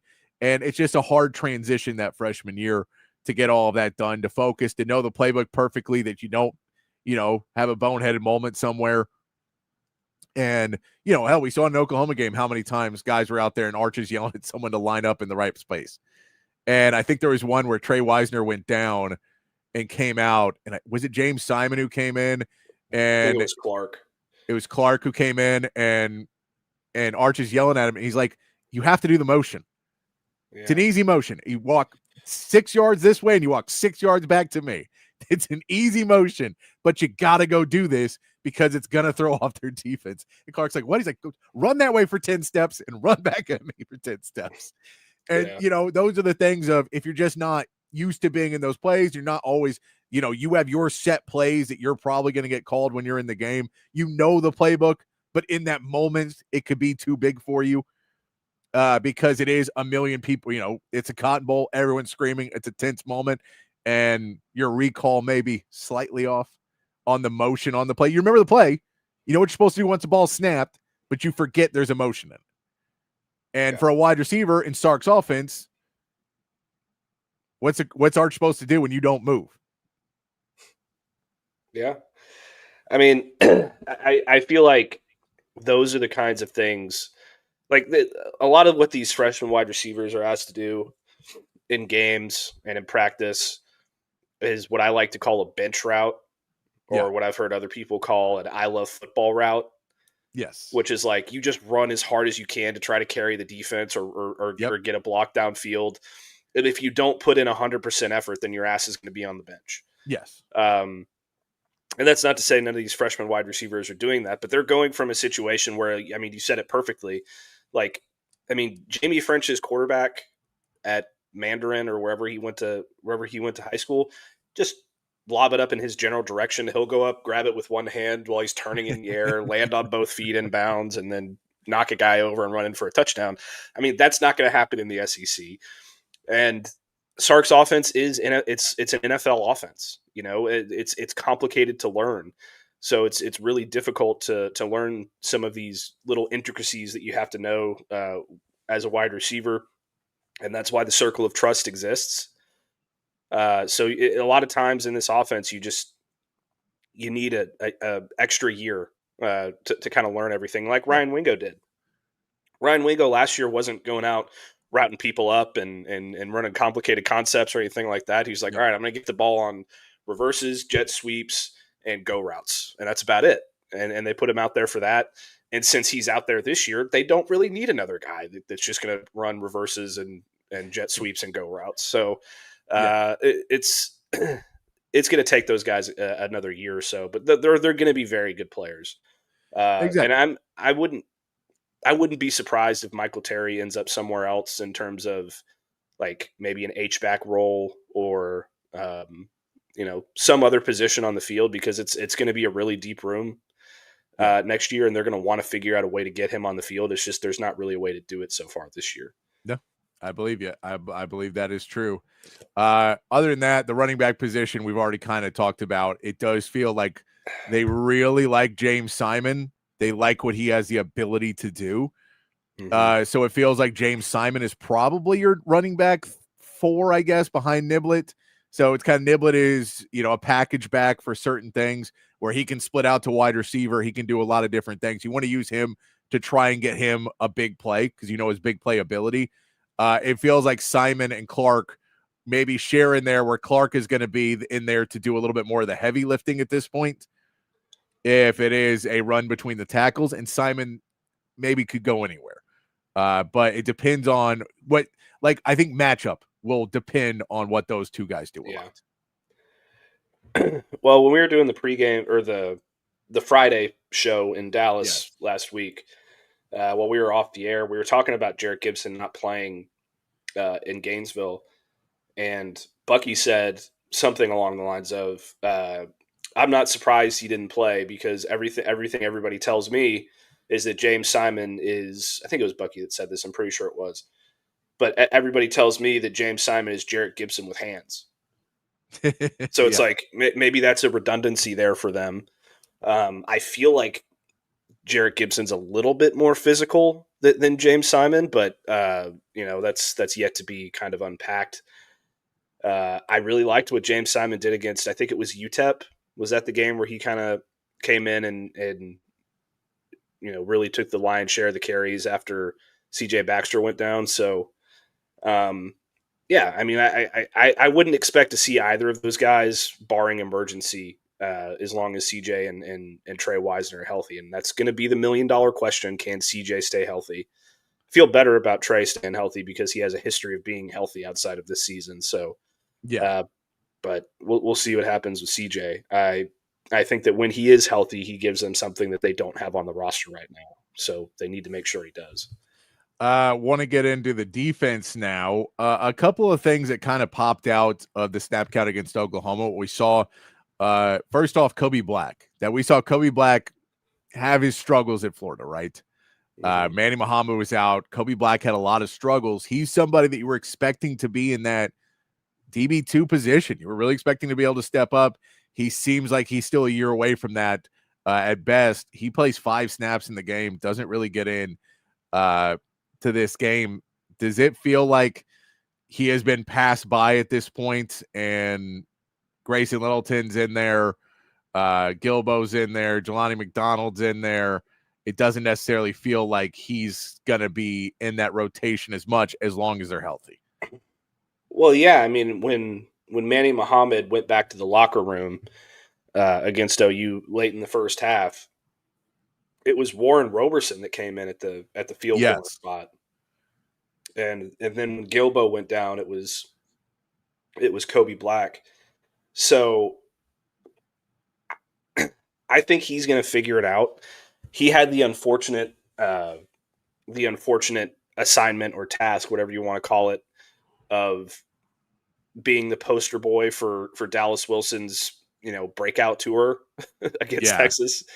I don't know that there was much that Manny Muhammad would have done better than Kobe Black in those situations. I mean, I'm sure he would have held him back a little bit more, but Manny Muhammad's not exactly the most physical guy in the world. And that problem with Dallas Wilson, I thought was more due to physicality than anything else, because he's just such a big guy and he was kind of pushing guys around. And I mean, you saw in that touchdown where Jelani couldn't get him down and Taft couldn't get him down. Like, that was the biggest issue for me there.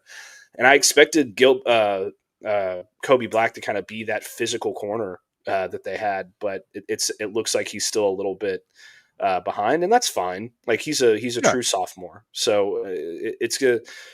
It's very rare that you have a guy like Manny Muhammad come in and start as a freshman and then go all 4 years as a starter.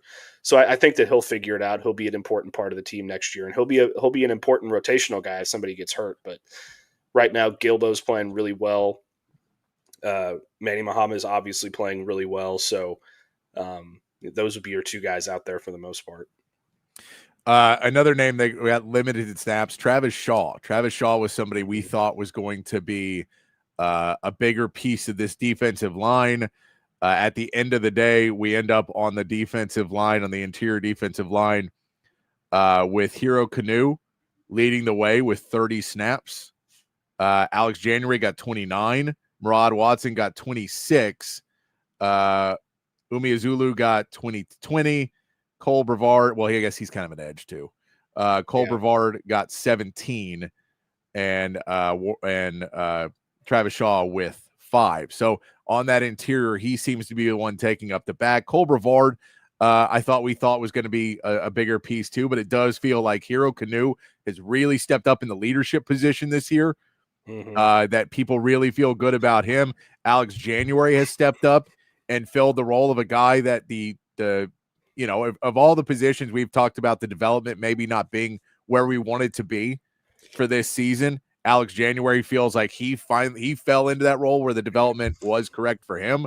And Murad Watson still feels like a really good pickup in the transfer portal.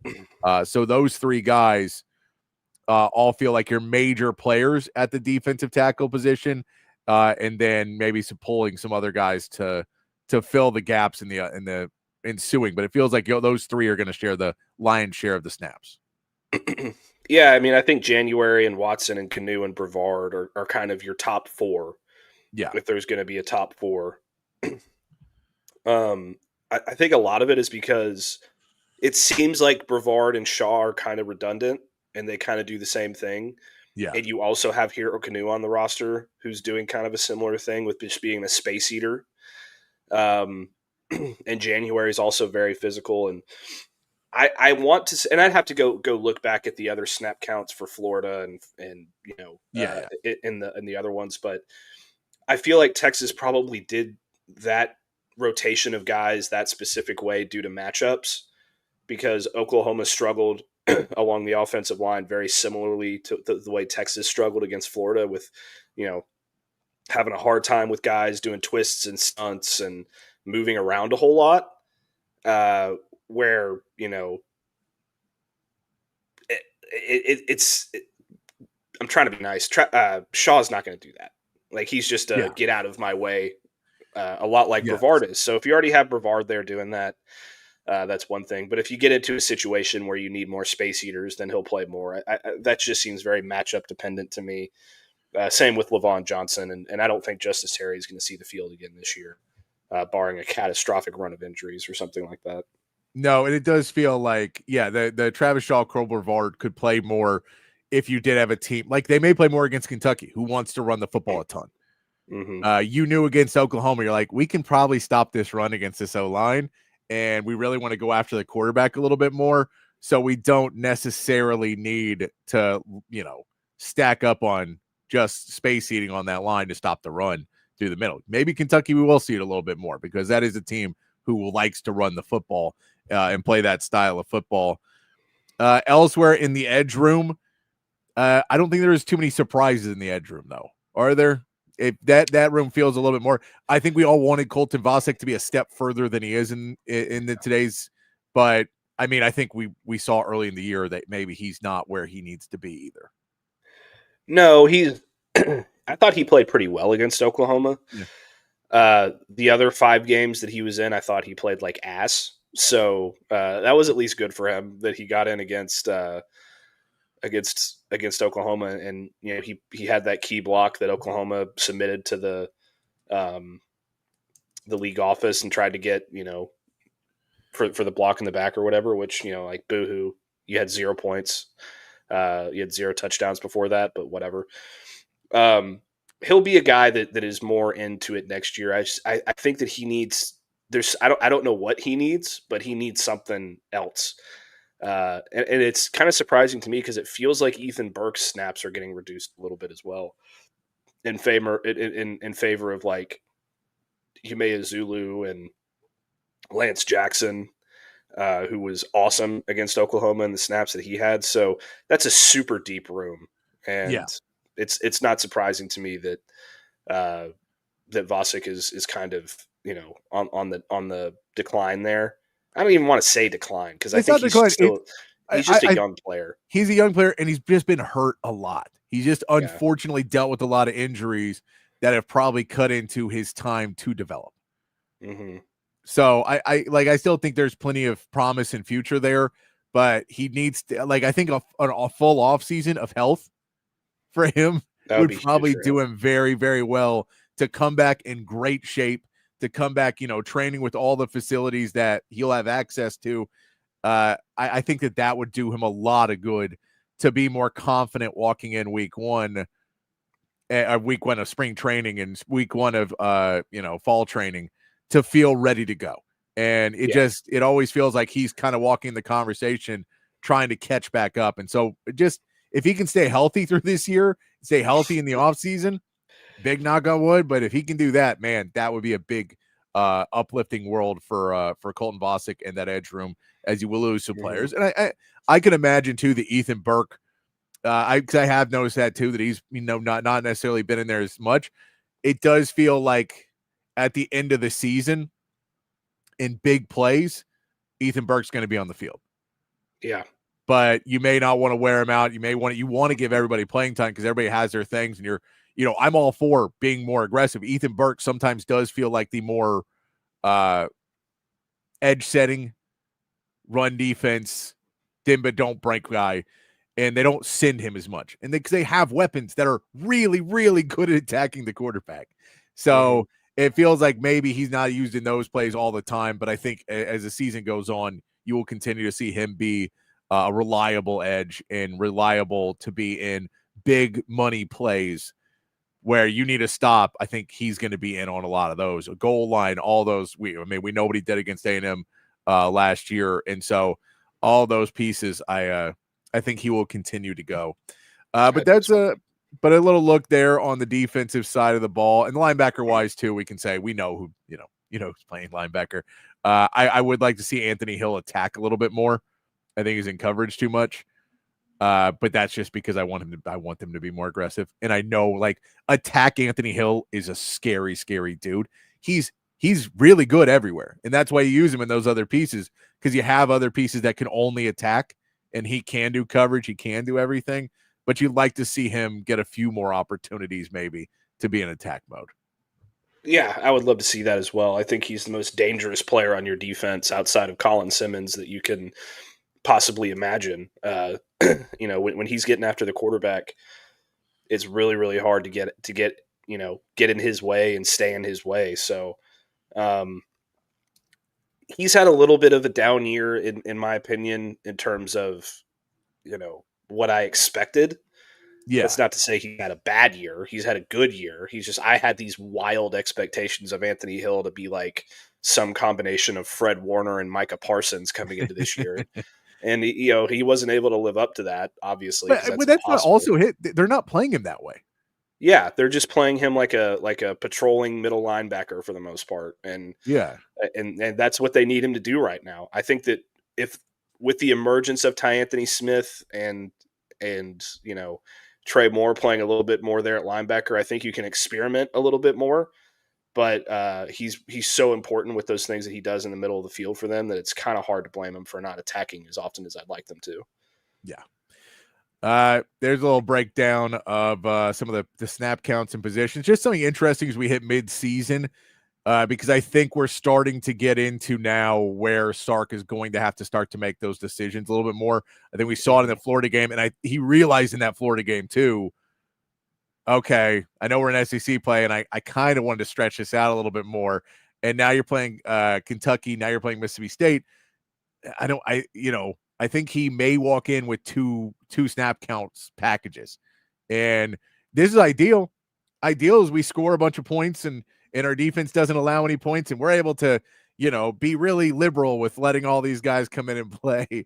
But the reality maybe set in a little bit more in Florida.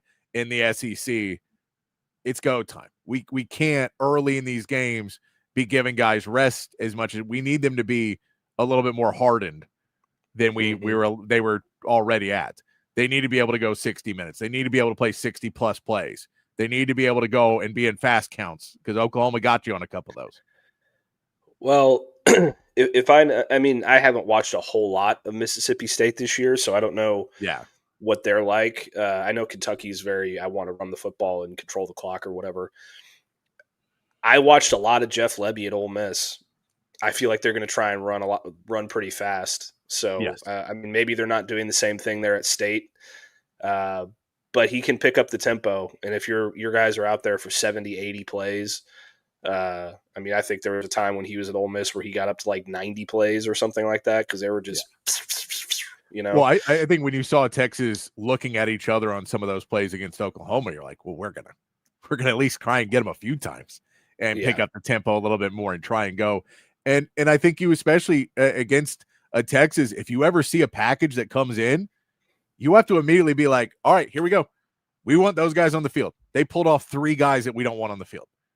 Like Taff, Anthony Hill, and Colin Simmons all walked off at the same time for some reason or something like that. We have 3 good players. And he's like, go. No substitutions. This is, these next 5, no one move because we don't want them to sub back in. Yeah. And if they do, we want to catch them with a penalty and a cheap shot down the field. Yeah. I wondered if that was a mistake by Arbuckle and Mateer because the Texas defense was flying around so much I think it got them into issues more than it helped them out. I understand the concept of it and why you want to do it, especially when Taff or Anthony Hill comes off the field. It's like, oh God, we're not going to have very many of these opportunities. We need to take advantage of it. But I said it yesterday, and I'll say it again. I think John Mateer is wildly overrated. So maybe that had a little bit to do with it too. We will see. We will see as the season continues. He's my new JJ McCarthy, I think. Oh, it's still debatable. It's still up in the air. I think he's my new JJ McCarthy. I can't go with that comparison just showing the fact that JJ McCarthy didn't have to. They just ran the football. Yeah. And like Oklahoma will not win games. JJ McCarthy won games. If John Mateer doesn't play well, Oklahoma's not going to win. Yeah, I agree with that. It's very different. My thing is he was labeled a Heisman Trophy front runner. Yeah. And he's got all these expectations.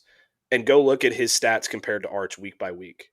Oh, they're not hugely more, yeah. Arch has been better, actually. So it is what it is. I will say that I'm debating making him my new JJ McCarthy. Well, I mean, they get South Carolina this week, who's struggled immensely this season. If they can't beat South Carolina, they have a really long rest of their season. Because as we know, the last 5 games of the season for them is Ole Miss, Tennessee, Alabama, Missouri, and LSU. What's their record right now? 5-1? 5-1. Hey, I wonder if Sooner Cowboys has been in here this week. I've not seen him.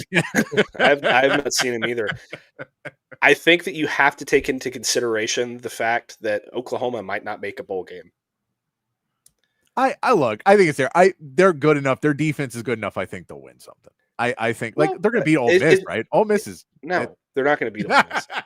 But what I will tell you is that if they're going to win another game, it's going to be South Carolina. Because that stretch, that last 4 games down the stretch or whatever it is, it's tough. Games, it's tough. It's so tough. It's really tough. But again, the SEC, we see every week these teams are I do not think that Oklahoma is dead in the water.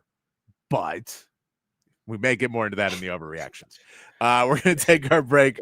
We will get to an overreactions Tuesday. If you guys have any overreactions over the weekend you want to put in, throw those in the chat. Throw those on the text line, 512-222-9328. We'll get into that. I still want to get into the coaches that have been fired. We've pushed it off. We may get into that.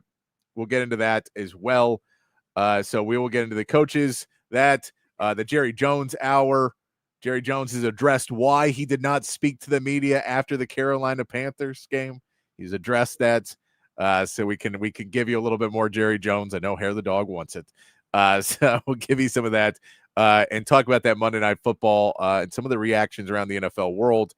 But we'll get to all of that when we come back here in about 2.5 minutes right here on Open Gym on Texas Sports Unfiltered. Now, stepping up to the plate is a household name, weighing in at roughly 115 pounds with a wingspan of 98 inches. It's Samsung. Kid, I know it's baseball season, but this isn't what I meant when I said to incorporate sports into the company commercial. Sorry, old man. I just want everyone to know that audiovisual consultations can make your home feel like a stadium. That's true. Audiovisual provides stadium surround sound, huge screen video, controlled lighting, and even temperature control. On our roster, every customer is an MVP. Sounds like audiovisual knows how to score a home run with our customers. All right, kid, that's enough with the baseball puns. But I'm trying to tell everyone that audiovisual is a real catch. You'll glove our services. Kid? There's nothing coming out of left field when you give us a call. We won't break your balls. Kid, we only have a minute. Pitch, please. I don't need your batitude right now. Rest assured, listeners, audiovisual is much better at installing and designing custom home theaters than we are at making jokes. Just check our stats. Give us a call at 512-255-8678 or visit us online at avconsultations.com. You see covert everywhere. It's that personal level of just feeling like it's a personal family interaction. The customer service, it's impeccable. It's unlike anything I've ever experienced buying a car. Over the 30 years that I've been buying cars from them, I feel like I know them and they know me. Covert's done an amazing job of making me feel valued. If you purchase a vehicle and you want to feel like you're part of a family, join the Covert family. Come and experience it for yourself. Covert, born and raised in Austin. BK here for OLIPOP. Man, this stuff is the game changer of all game changers. Their slogan is a new kind of soda, and that's exactly what it is. You get that same great soda taste, but OLIPOP is actually good for you. Inside of every can, a blend of 7 unique botanicals, plant fibers, and prebiotics. You're getting 9 grams of fiber in every can, only 2 to 5 grams of sugar, and man, the flavor is absolutely there. Classic soda flavors like cola, root beer, lemon lime, and Dr. Goodwin. That's their version of a Dr. Pepper, and some other great flavors as well. The grape, the cream soda, the cherry cola. It's all fantastic. I'm telling y'all, OLIPOP tastes just like the soda you grew up sipping, but with the added benefits of microbiome and digestive health support as well. Pick up OLIPOP at H-E-B, Target, Walmart, Whole Foods, and Costco all throughout the Austin area and the state of Texas. And head over to drinkolipop.com. Use the promo code TEXAS20 for a discount on your first purchase. It's OLIPOP, a new kind of soda. Back here on Open Gym on Texas Sports Unfiltered. Myself, Patrick Davis, alongside Matt Galatzan of Texas Longhorns on SI. And, of course, you, the third member of Open Gym. Text line's open 512-222-9328. And, of course, on the chats, Facebook, Twitch, X, and on YouTube. If you guys have any overreactions, throw those in the chat. We're going to get to ours here, the ones that I've heard recently over the last weekend, and some maybe some pushes, some things that people have pondered and pontificated on over the weekend. Love that word. Pontificated? Yeah, it's one of my favorite words. Matt, you're a dog owner as well. I was just enjoying during the break. My dog came over and I'm like, we have an hour to go, but I don't know why you're getting excited. But I did get to do one of my favorite things that is the easiest way to torment my dog, and it makes him so angry. It makes him freak out. If I just put my hand on his butt, just right above the tail, just where he wants to be scratched, but I don't scratch him. I just put my hand there. He doesn't know how to react, Matt. So I don't know if you can try that with yours, but it drives him insane, and I love it. I will try that. Since my girlfriend moved in, she typically has the dogs over on the other side of the apartment so that they stop barking and interrupting the show, which they have done fairly frequently for the last 9 months or so. So I really appreciate that, but I will try that. Yeah, it's a good little trick there. Let's get into our overreactions. Matt, is an Overreactions Tuesday that we do here every day on the show. I will give you some different overreactions that have been put around, and we'll see if you believe these overreactions are justified or are they full-on, complete mental head case overreactions, maybe somewhere in the middle. Let's start over with Texas. The Texas offensive woes are over. It's over, Matt. We did it. They figured it out. Texas is good to go. Arch Manning back on track. This offense should be good to put up 20-plus, maybe 30 points a game now for the rest of the SEC. Got it figured out. Guys, it just took some time, but they're there. I think this is a bit of an overreaction. I don't think it's a full-on overreaction. I think they figured out a whole hell of a lot in terms of their identity. And I think that Arch Manning played his best game that he's played in a Texas uniform, and he figured out what he needs to do to survive with this offensive line. I think they're probably going to drop another game along the way, but I feel really good about what they figured out. I think they'll be able to move the football a lot better than I would have expected them to against Georgia or some of these other teams.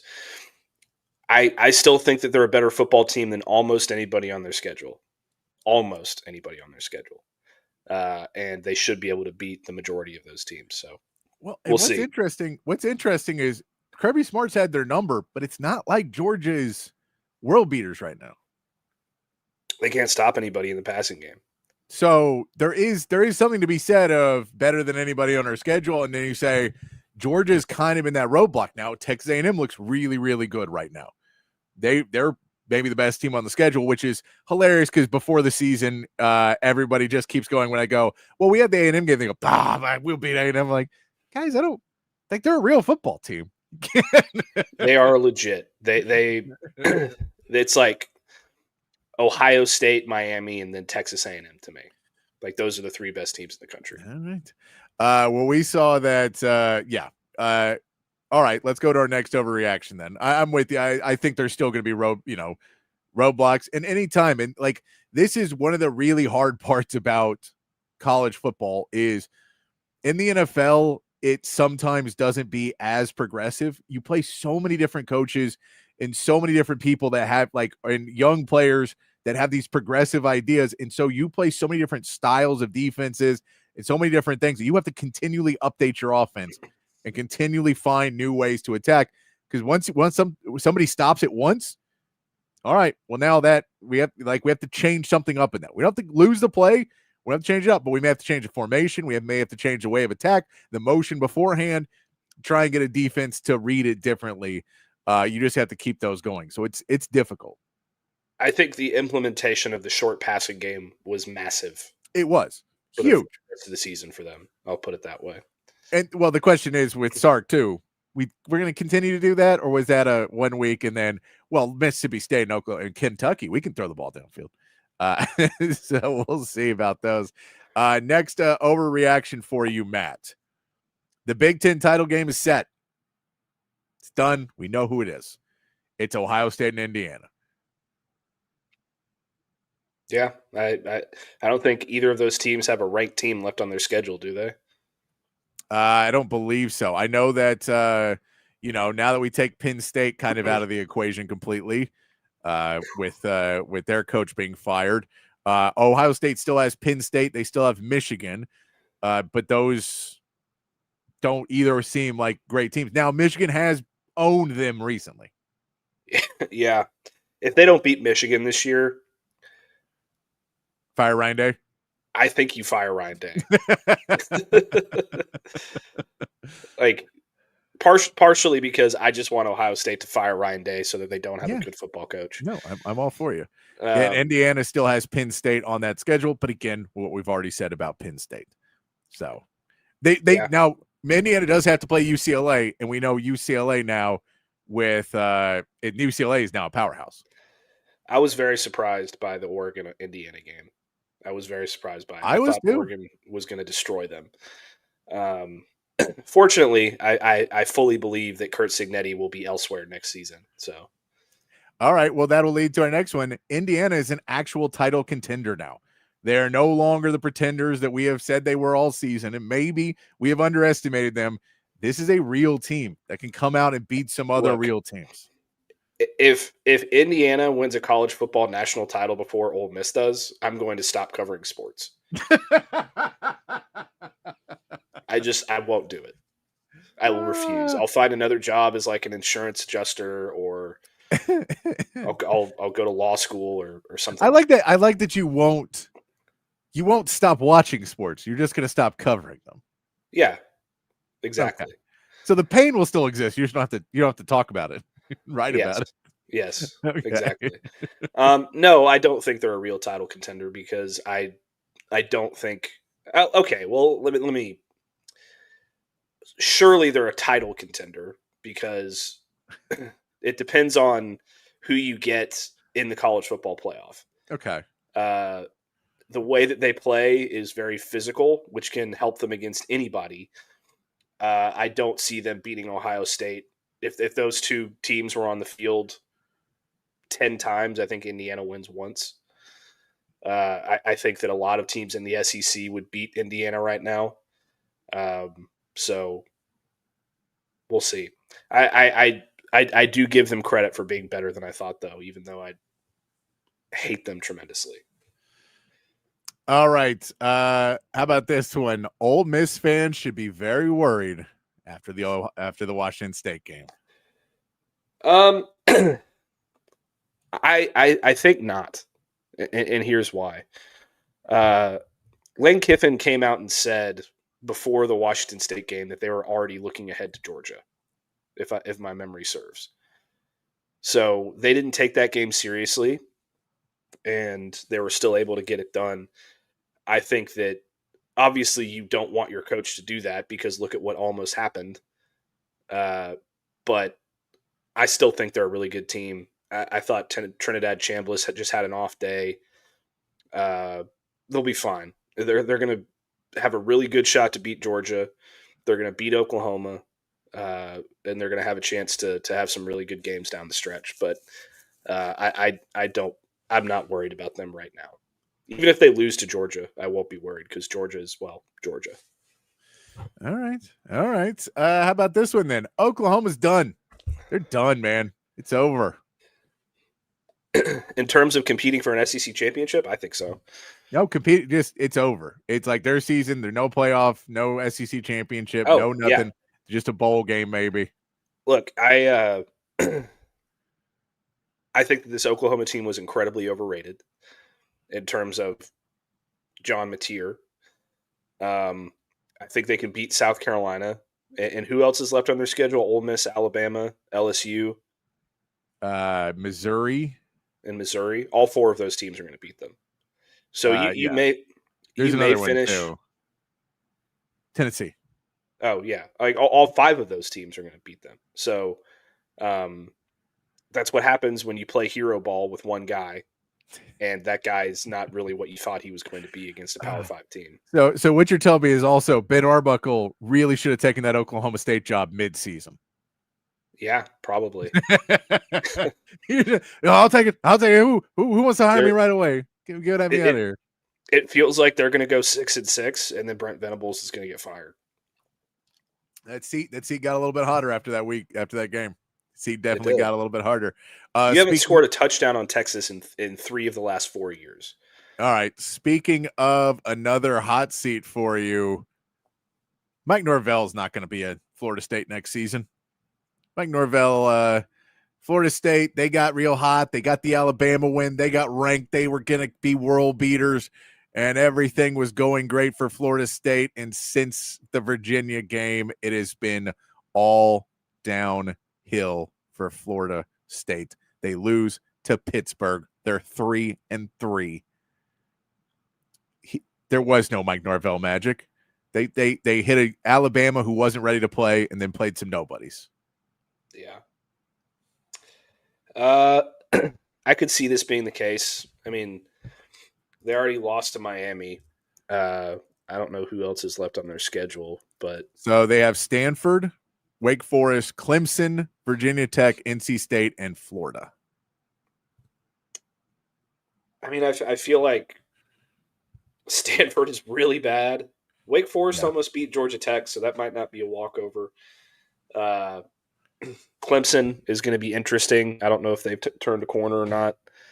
I don't know, man. I feel like his seat has to be just as hot as Billy Napier's right now, because you missed out on the college football playoff 2 years ago, and then last year you went what was it, 1-11 or 1-11? I think. Yeah, it was either 1-11 or 10-2 or 2-10. It was really, really bad. Yeah, it's like 2-10 or something like that. And now you're coming out. You beat Alabama, and then you lose 3 in a row. Yeah, you beat Alabama, then you beat East Texas A&M and Kent State. So you railroad them. You put up a ton of points against some bad teams, but then lose to Virginia, lose to Miami, and lose to Pitt. Yeah, seems like a tough one there. Let's head over to the NFL for some overreactions now, Matt. Patrick Mahomes and the Chiefs are back. Patrick Mahomes is back into MVP shape. Rashee Rice is coming back. They just beat the Lions. They are ready to go. The Chiefs' demise was too early. The Chiefs team is back. Who'd they beat? The Lions. Yeah, that was surprising. 30-17. Yeah, not even really down. I don't care. I still don't think they're a Super Bowl contender. All right. Let's head over to the Buccaneers are the best team in the NFC. They might be, which is weird. I agree, because this is an overreaction that I was like, when you hear it, it's an overreaction. But when you look at who's in there, and then the Eagles and the Commanders are supposed to be top tier teams, they both just dropped 2 in a row. I mean, the Packers look like they were going to be world beaters there for a little bit. Maybe not. They've looked a little down. The Detroit Lions look like they just lose to the Chiefs. They lose their second game of the season. The Vikings haven't really figured it out at the quarterback position yet. The 49ers have all of their injuries. The Rams, the Seahawks look pretty good, but neither one of them necessarily is there. And Baker Mayfield is playing out of his mind. I feel like haven't they had a lot of one-score games? They have, but they're also not fully healthy either. Yeah, they're down all three of their starting receivers right now. I think Mike Evans is coming back this week, though. Yeah, they might be, Patrick. I don't know if that's an overreaction right now. Certainly not the Cowboys. Okay, this next one, Matt, this one might be too much of an overreaction for you. But I'm gonna go with this. Rico Dowdle is a top 5 back in the NFL. No, he's not. That's ridiculous. We couldn't even get a maybe on this one. Did you see the holes that he had against that Dallas defense? I mean, that is insane. No, he's not a top 5 running back. That's ridiculous. He had 239 yards from scrimmage against the Cowboys. That's not surprising because this defense is atrocious. Absolutely atrocious. He had what did he have? He had 206 rushing yards against the Dolphins, added another 28 yards receiving against the Dolphins. So in these last 2 games, he has over 400 all-purpose yards, like 450 all-purpose yards. Yeah, I don't care. You're not buying it? No, I'm not at all. Not even a little bit. I think that top they've 10. gotten lucky. Who did he put up? The Dolphins. Dolphins and the Cowboys. Cowboys. The Dolphins and the Cowboys. Okay, let's see what happens when he plays good defense. Because Bryce Young looked like an MVP candidate against the Cowboys last week. All right. How about this one? After the Bills lose on Monday Night Football, lose 2 weeks in a row, they're going to the bye week. The Bills are in trouble. I think they'll figure it out in the bye week. I was surprised that all this happened. Particularly losing to the Falcons, who got absolutely destroyed a couple weeks ago by the Panthers, or was it the Patriots that beat them 30-0? I think it was the Panthers. Yeah, I mean, I think they've got some stuff to figure out. Our NFL power rankings this week, Patrick, are going to be an absolute mess. They've been a mess every week, man. I don't know who the best team in the NFL is anymore. Oh, it might be the Buccaneers. It might be. It might be the Buccaneers. It may. I mean, how about is it this next team, Matt?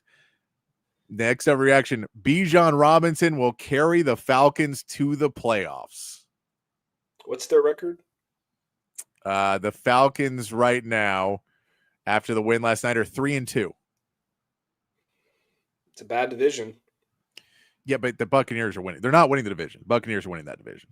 Yeah, but I feel like you're going to be able to beat up on the Saints.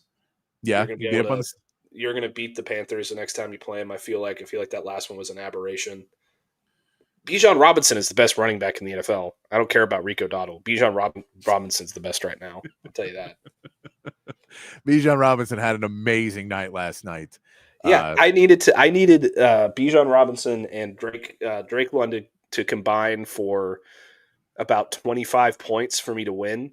Yes. The guy that I was playing against had both of them. So as long as they stay under 25 or under, I'm good. Yeah, they put up a combo of like 75. It's like, well, shit. So now I'm 2-4 and I'm in danger. Oh, I won both my leagues this week. It was exhilarating. Yeah, I had Bijan in one. I had Jaden Daniels in both. So I'm like, Jaden, I'm really going to need you. It starts raining. You're like, I don't like this one bit. Yeah. That fumble at the end of the game. Last one. Last overreaction for you today, Matt. Unless anybody wants to throw one in the chat or throw one into the text line for you. The Cowboys need to make a decision to trade for help or to give it up. No, they just need to give it up. No, the decision has been made. The decision has been made. They just need to give it up. There's no helping this football team. Because I don't think necessarily that the issues on defense are all on the players. I don't think it is either, but I also don't think the players are doing great work. So it is a combination. Yes, but I think Matt Eberflus in particular has been a disaster. I think he has. I think also not having a star player on the defense doesn't help. Not one. You traded your only one. I get that, but I'm just saying we're having 0 stars on the defense. So you are just a defense of dudes. Just another dude that's out there, and a lot of guys who are somewhat replaceable. Some are better. Ozie Adigizou is a good player, but he's not a star. Ezeraku could be really good. In a year or two, he may be starting to work his way up to that. Deron Bland's shown hints of it, but he's not been healthy enough to be the guy in pass coverage. Trevon Diggs was at one point a much better player, now is really falling off, and he got benched at a point and said it was good and then played a little bit better, but then it doesn't matter if you can't stop the run, then none of it matters because teams will just run on you over and over again. I'm with you on that, where I don't know if there's a trade available that helps your defense to the extent that you need it to. There's nothing that you can add to this defense that's going to fix it overnight. I'll put it that way. I don't care if you add Trey Hendrickson. I don't care if you add, who's the best middle linebacker in the NFL? Fred Warner just got hurt. Whoever that might be, he's not. You need like 2 edge rushers. You need a couple of linebackers. You need 2 safeties. You need a new corner. You need a new defensive coordinator. You probably need a new defensive backs coach because they have no idea where they're supposed to be. No, it does seem like a problem. And the offense is great, though.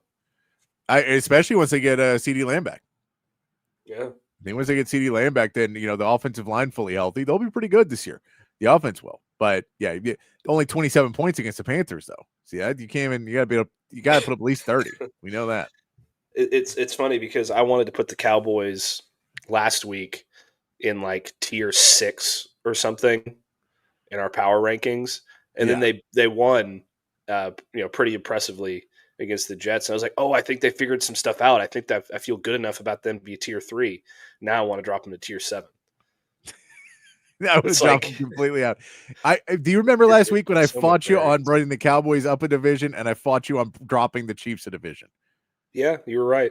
I told you, don't overreact, guys. You don't have to overreact. Yeah. It's an overreaction league, that's for sure. That is the way to go. Matt, let's talk about these coaches being fired.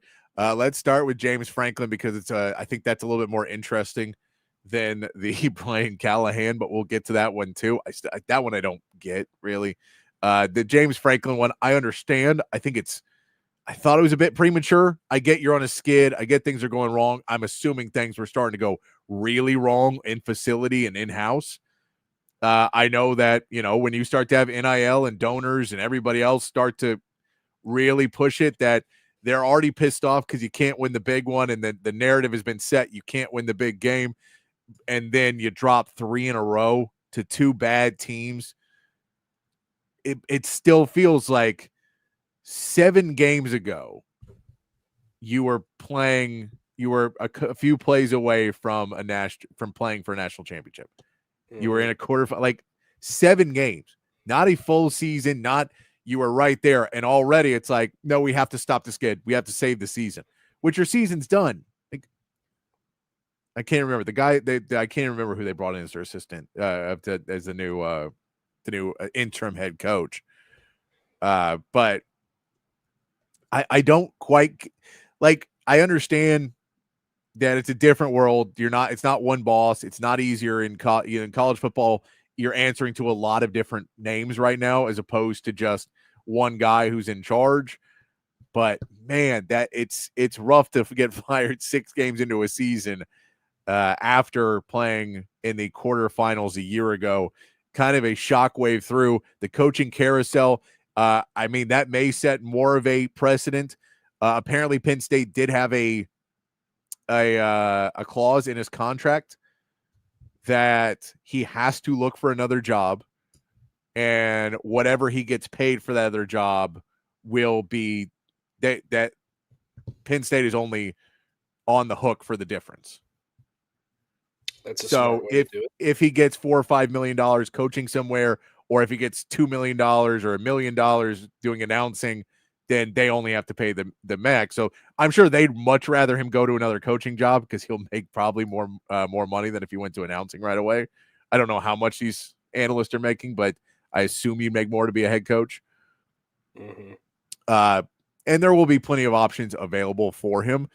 But first, before we move into who could take him, is it crazy to fire a coach 6 games into a season that has had at least proven success and not say, okay, it's going to be an off year for him, and then we're going to give him a chance to rebuild because we've seen he is a good program builder. Drew Aller wasn't the guy.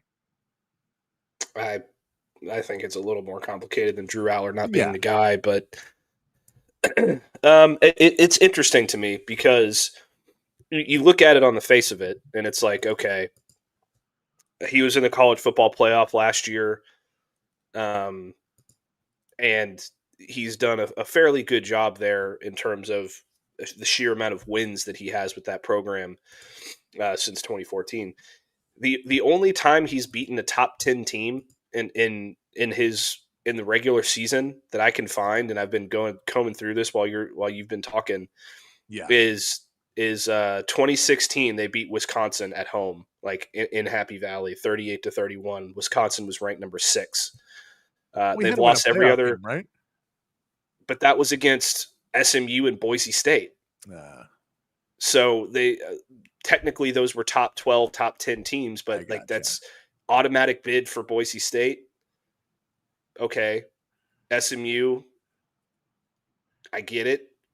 But like SMU is your best win since 2016, if that's the case, which is pathetic.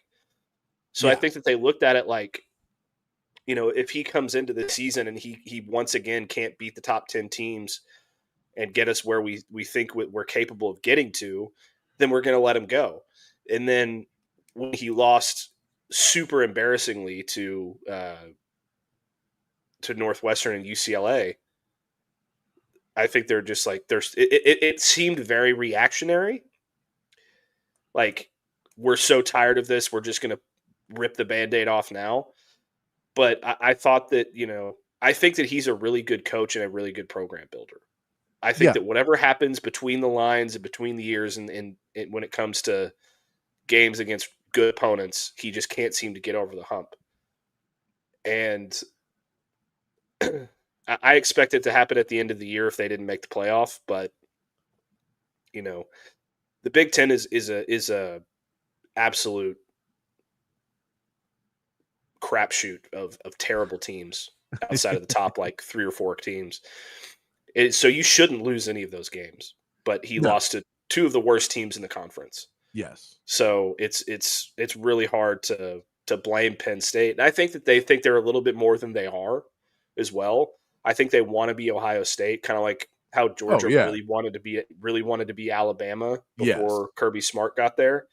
So they're just not there. And maybe it's going to take a guy like a Signetti or whoever else they might bring in to get them from the Mark Richt to Kirby Smart that Georgia did with Penn State. But I find it hard to imagine.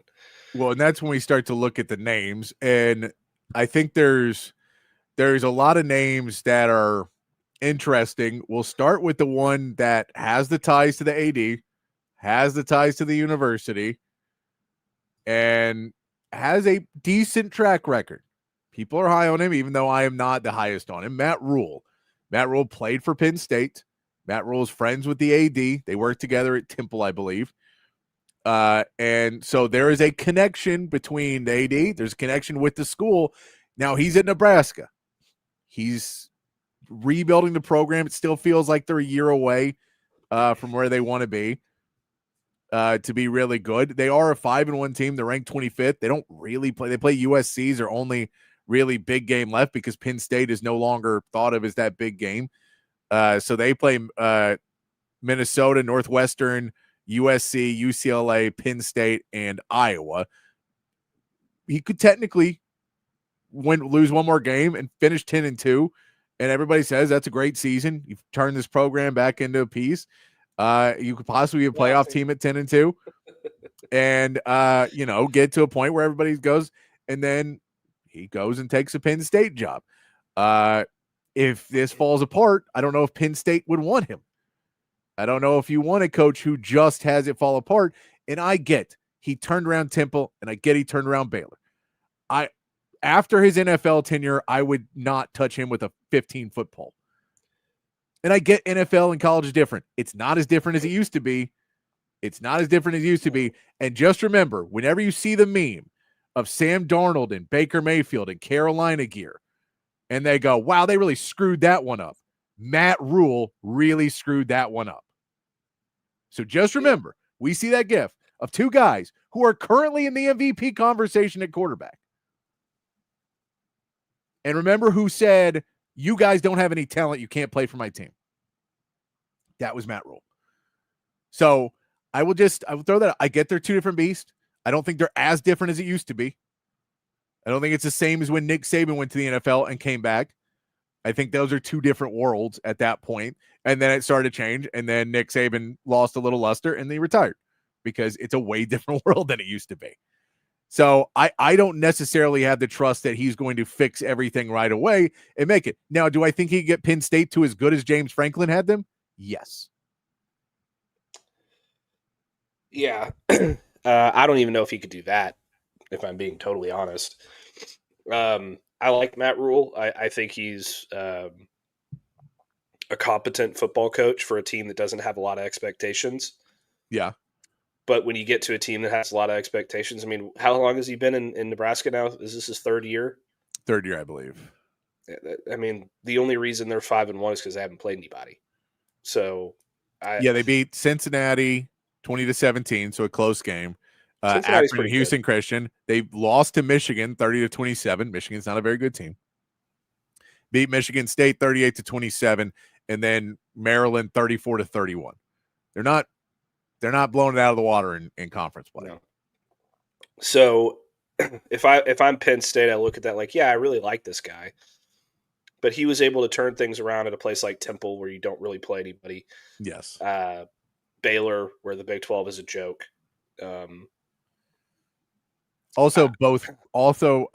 Both pretty pre-NIL and transfer portal being is what they are now. Yeah, and the deal with Nebraska is like, 20 years ago, that would have been a prestigious job. Yes. And it would have come with a lot of expectations. But right now, it's just kind of like, God, can we just win? Like, please, can we just win games? Yes. So I think that Matt Rule's a good fit there. I don't think that he would be the guy to be the Kirby Smart after the Mark Richt. No, I don't think so either. I'm not sold on him.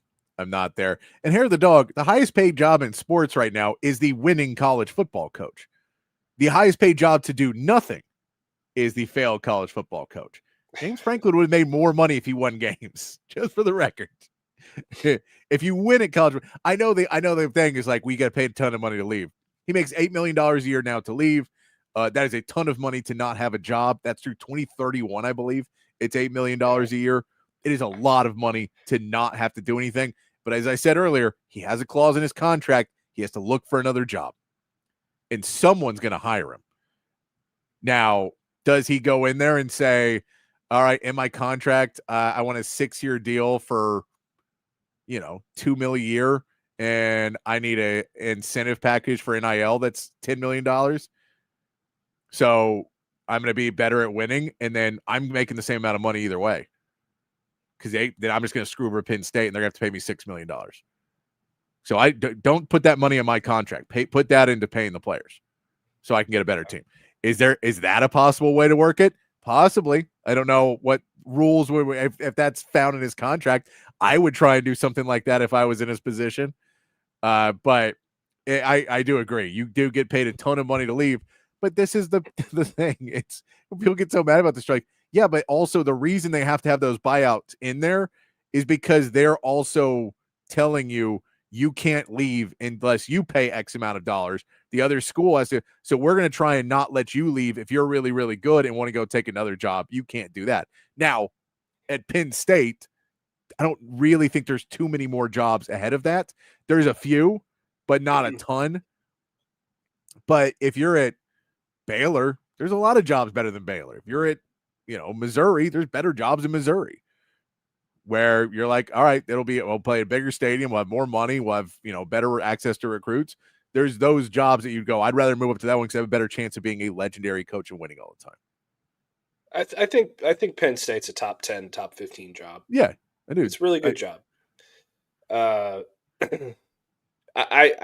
think my issue with the whole buyout thing is don't give these guys extensions when they have a history of disappointment. Yes, I'm with That's you the school's 100% on that one. Yes. Like 2016 is the only time you've ever beaten a top 10 team if you're James Franklin. That was almost a decade ago.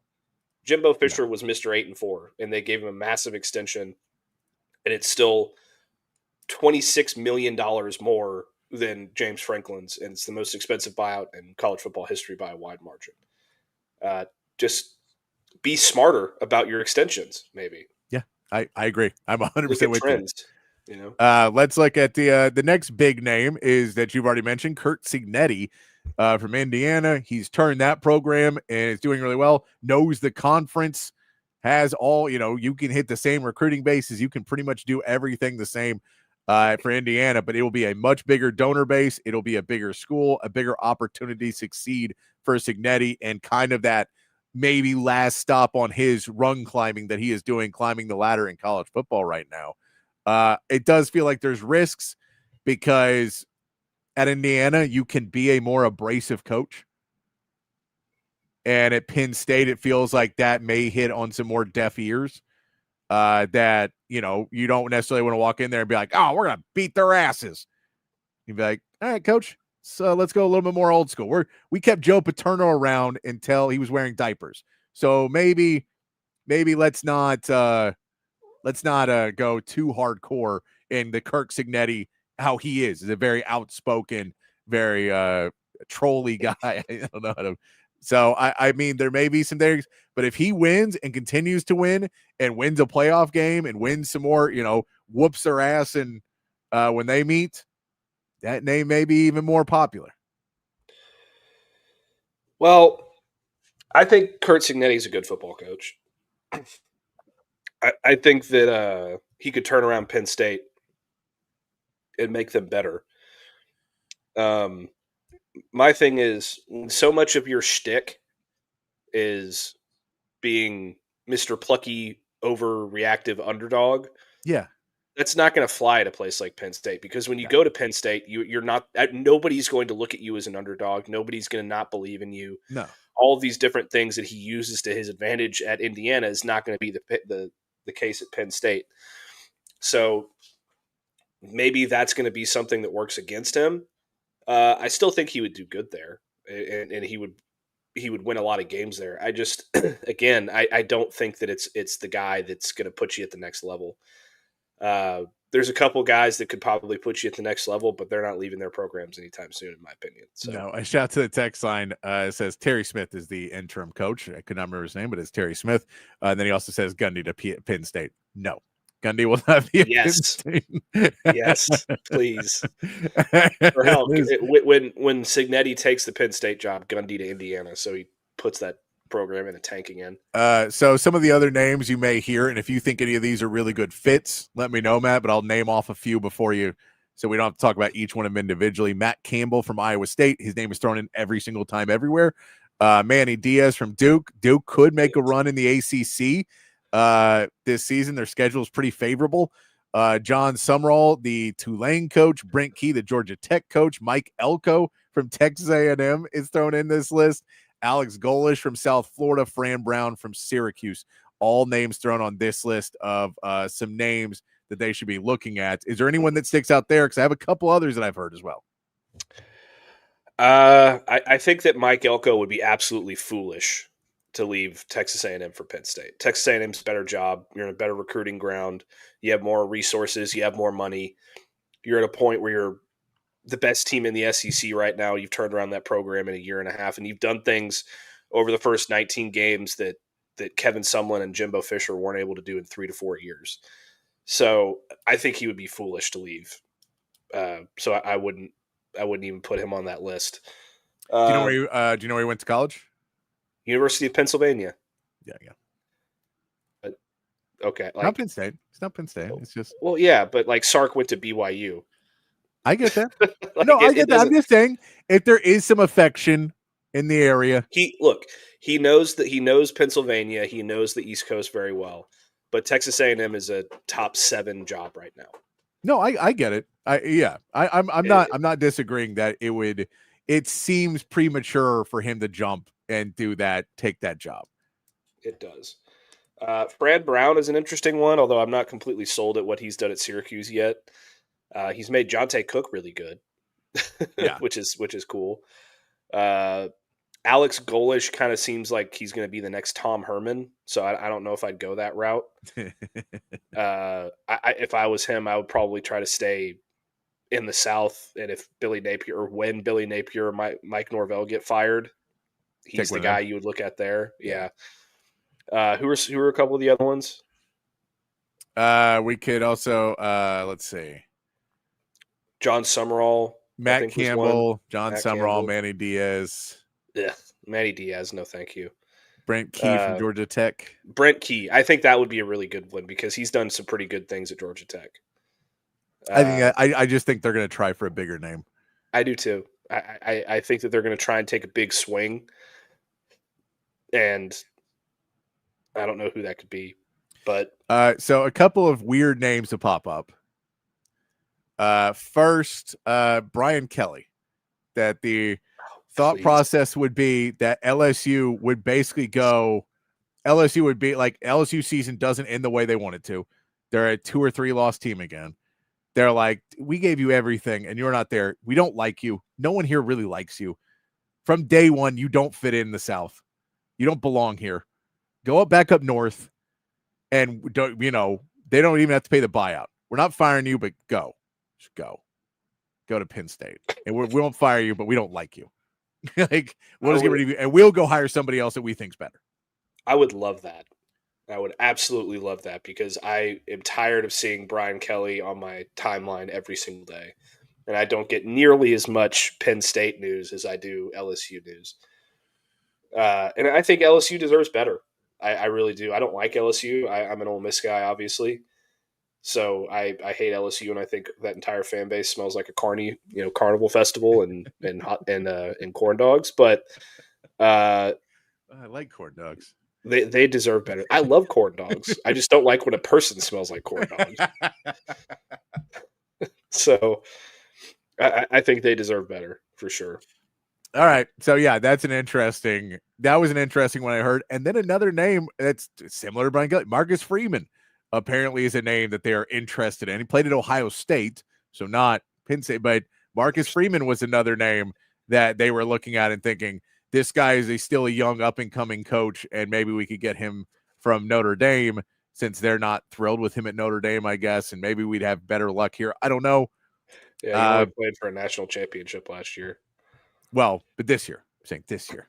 People, hey, James Franklin was a game away from playing for one, and he's already got fired. So, no, but I think that was another interesting name that I have heard levied out there that is apparently somewhere in the search. That would be interesting. He knows the area, obviously. I think that he would do well there. The one interesting name that I heard from, I think it was Joel Klatt, said Brian Hartline. Yeah. Which would be really interesting. I mean, obviously it'd be his first head coaching job, so it'd be a big risk.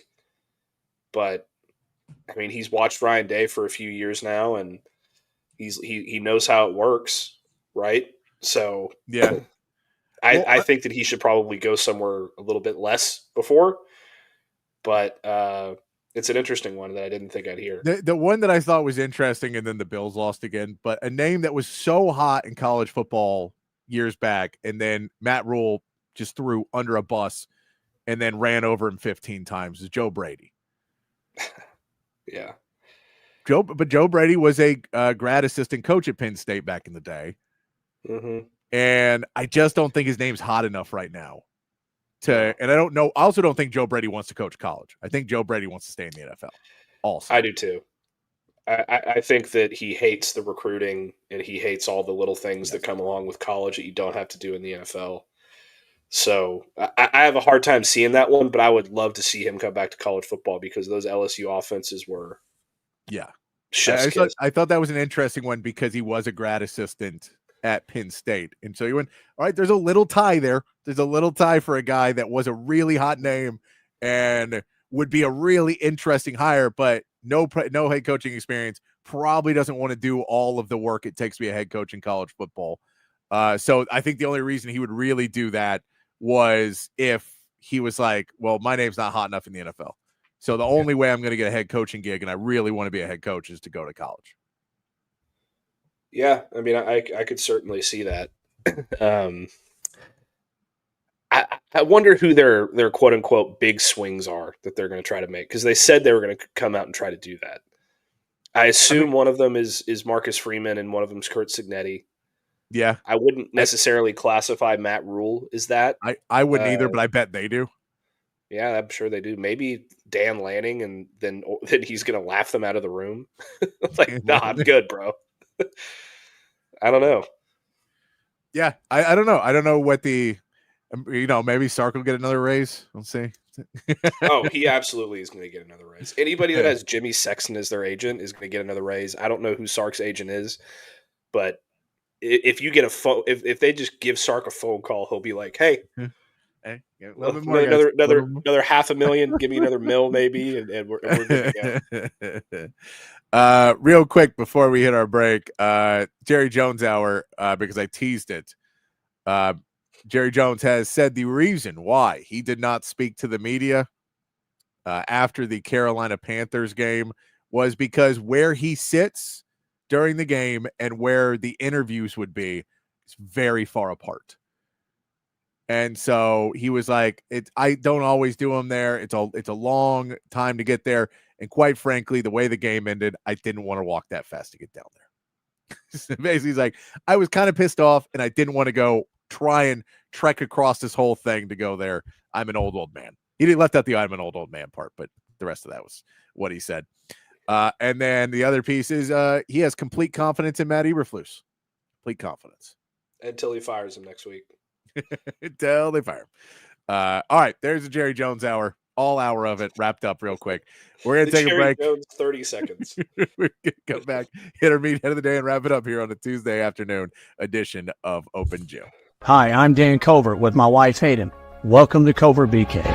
Our newest location in the gorgeous Hill Country includes Buick, GMC, Cadillac, Chrysler, Dodge, Jeep, and Ram, and hundreds of pre-owned and certified vehicles for you to choose from. We have 3 service departments that are ready to take care of your car, truck, or SUV with 86 service bays to accommodate any repair and get you in and out quickly. Come visit us today to select the vehicle you've been dreaming about. Covert, born and raised in Austin. Hi, this is Tom McKay, owner of Audiovisual Consultations, and we would like to take a moment to thank all of our clients for making the last 37 years both fun and fruitful. If you haven't yet, I'd like to invite you to give us a try for all your home electronics needs. There's no need to leave your home to find great pricing and incomparable service. No traffic, inexperienced sales geeks, or pushy showroom tactics. We come to you. So just relax, hug your kids, and smile. We handle all the work. Just give us a call at 255-8678 or online at avconsultations.com. Say hello to Jason and the gang over at Relax the Back. They embrace a holistic approach for a healthier lifestyle based on 35 years, folks, of proven expertise, and my back couldn't be happier. Their motto is live wellness, and folks, they can transform your routine, your daily routine, into something very, very special if you have back pain. If you're struggling with thoracic problems, if you've got hip problems, if you've got lumbar problems, please go over to one of their stores. They got 2 great locations, and find out a chair or a recliner or a sofa that's going to fit you and going to make your life a whole lot better. I've got this office chair right here that I've been sitting in for years, and I love it. 2 locations, folks, at the Hill Country Gallery across from Whole Foods, and in North Austin at the Gateway Shopping Center across from the Container Store. Live pain-free like the Buck and Relax the Back. SendTexTickets.com. If you're in the market for tickets to any sporting event, any concert, any Broadway show, anything live coming to town, you got to head over to SendTexTickets.com. SendTexTickets.com. The best seats to all of the biggest events, not just here in Austin, but all over the state and all over the country as well. It's so easy to use. Just log on your phone or computer to SendTexTickets.com. All of their tickets are 100% guaranteed, and they will be delivered right to your phone or computer. So simple to use, and you're also helping to support a local business every time you shop. SendTexTickets.com. So if you want to be at the biggest events in sports and entertainment, there's only one place to go. It's SendTexTickets.com. Back here on Open Gym on a Tuesday afternoon, wrapping it up with our, I mean, that may have been our longest Jerry Jones hour ever. It sure felt like it. Felt like it there. As we get through the Tuesday afternoon, yes, and Roy, Marcus Freeman is the top candidate for every head coach opening. So is John Gruden. So is, and Matt Campbell is in every single, for the last like 6 seasons, Matt Campbell's name will always come up. He should have left a long time ago. Oh yeah, no. I mean, considering the fact that his name was really popular when Dan Campbell got hired for the Lions, because that was the joke, is that Dan Campbell said that he thought they hired the wrong Campbell. So that's how long it's been since his name was really hot, but his name's still and everything. So like, he's always decent. But it feels like at this point, like, can he move to a bigger program than Iowa State? Does anyone trust him to get to that next level? I don't know if anybody does. I feel like that would be a fallback plan. You know what I mean? Yeah. Like, oh, we swung and missed at Signetti and Freeman and all that, but now I guess we'll settle for this guy. We'll settle for this guy, what you always want to be. It's like you go to the bar and there's a lot of cute girls there, and then you end up leaving with one that you don't want to. It's last call, and you know, maybe everybody else is dancing with somebody else, and you're like, 6 more shots, bartender. We're headed out on this one. Well, we spoke earlier for our meet the other day, Matt. We spoke earlier about Baker Mayfield being a front runner right now for MVP. Here's a great clip from the weekend from Tampa Bay. You the ball. I said, what did I do? I'm like, bro, I didn't do nothing this season. It ain't to my MVP. I'm gonna tell y'all a funny story. This is crazy. When I score and I hit MVP chant,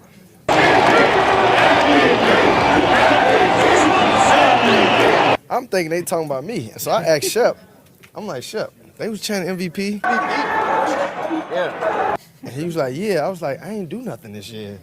And then he was like, they talking about Baker, Ted. Baker Mayfield threw you the ball. Oh, I thought they told me. I was like, I didn't do a damn thing. And I was like, well, that explains it. But he is the MVP. I was just happy with you. But you know what?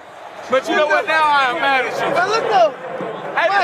Mike said, what they was chanting, I said, MVP. What have I done? I said, what did I do? I was about to start praising it, man. You know I'm slow sometimes, bro. I'm like, bro, I didn't do nothing this season.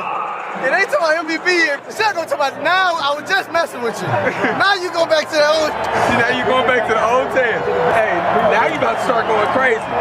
All you needed was a little bit of confidence. Now you finna go digital. You hear me? I promise you. Great stuff.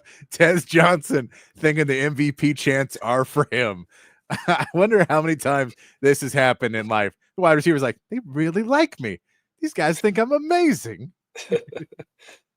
Yeah, it's.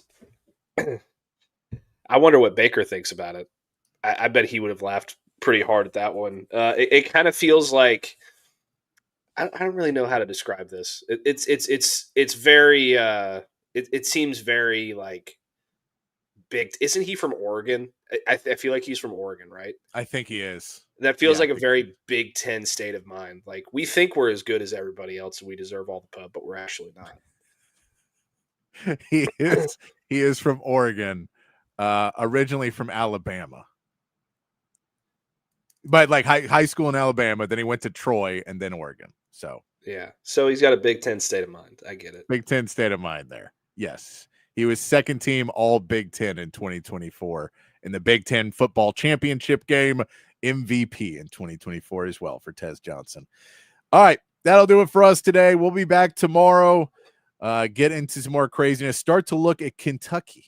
Start to get ready for next week's action. Texas has got to continue to play football. They can't celebrate.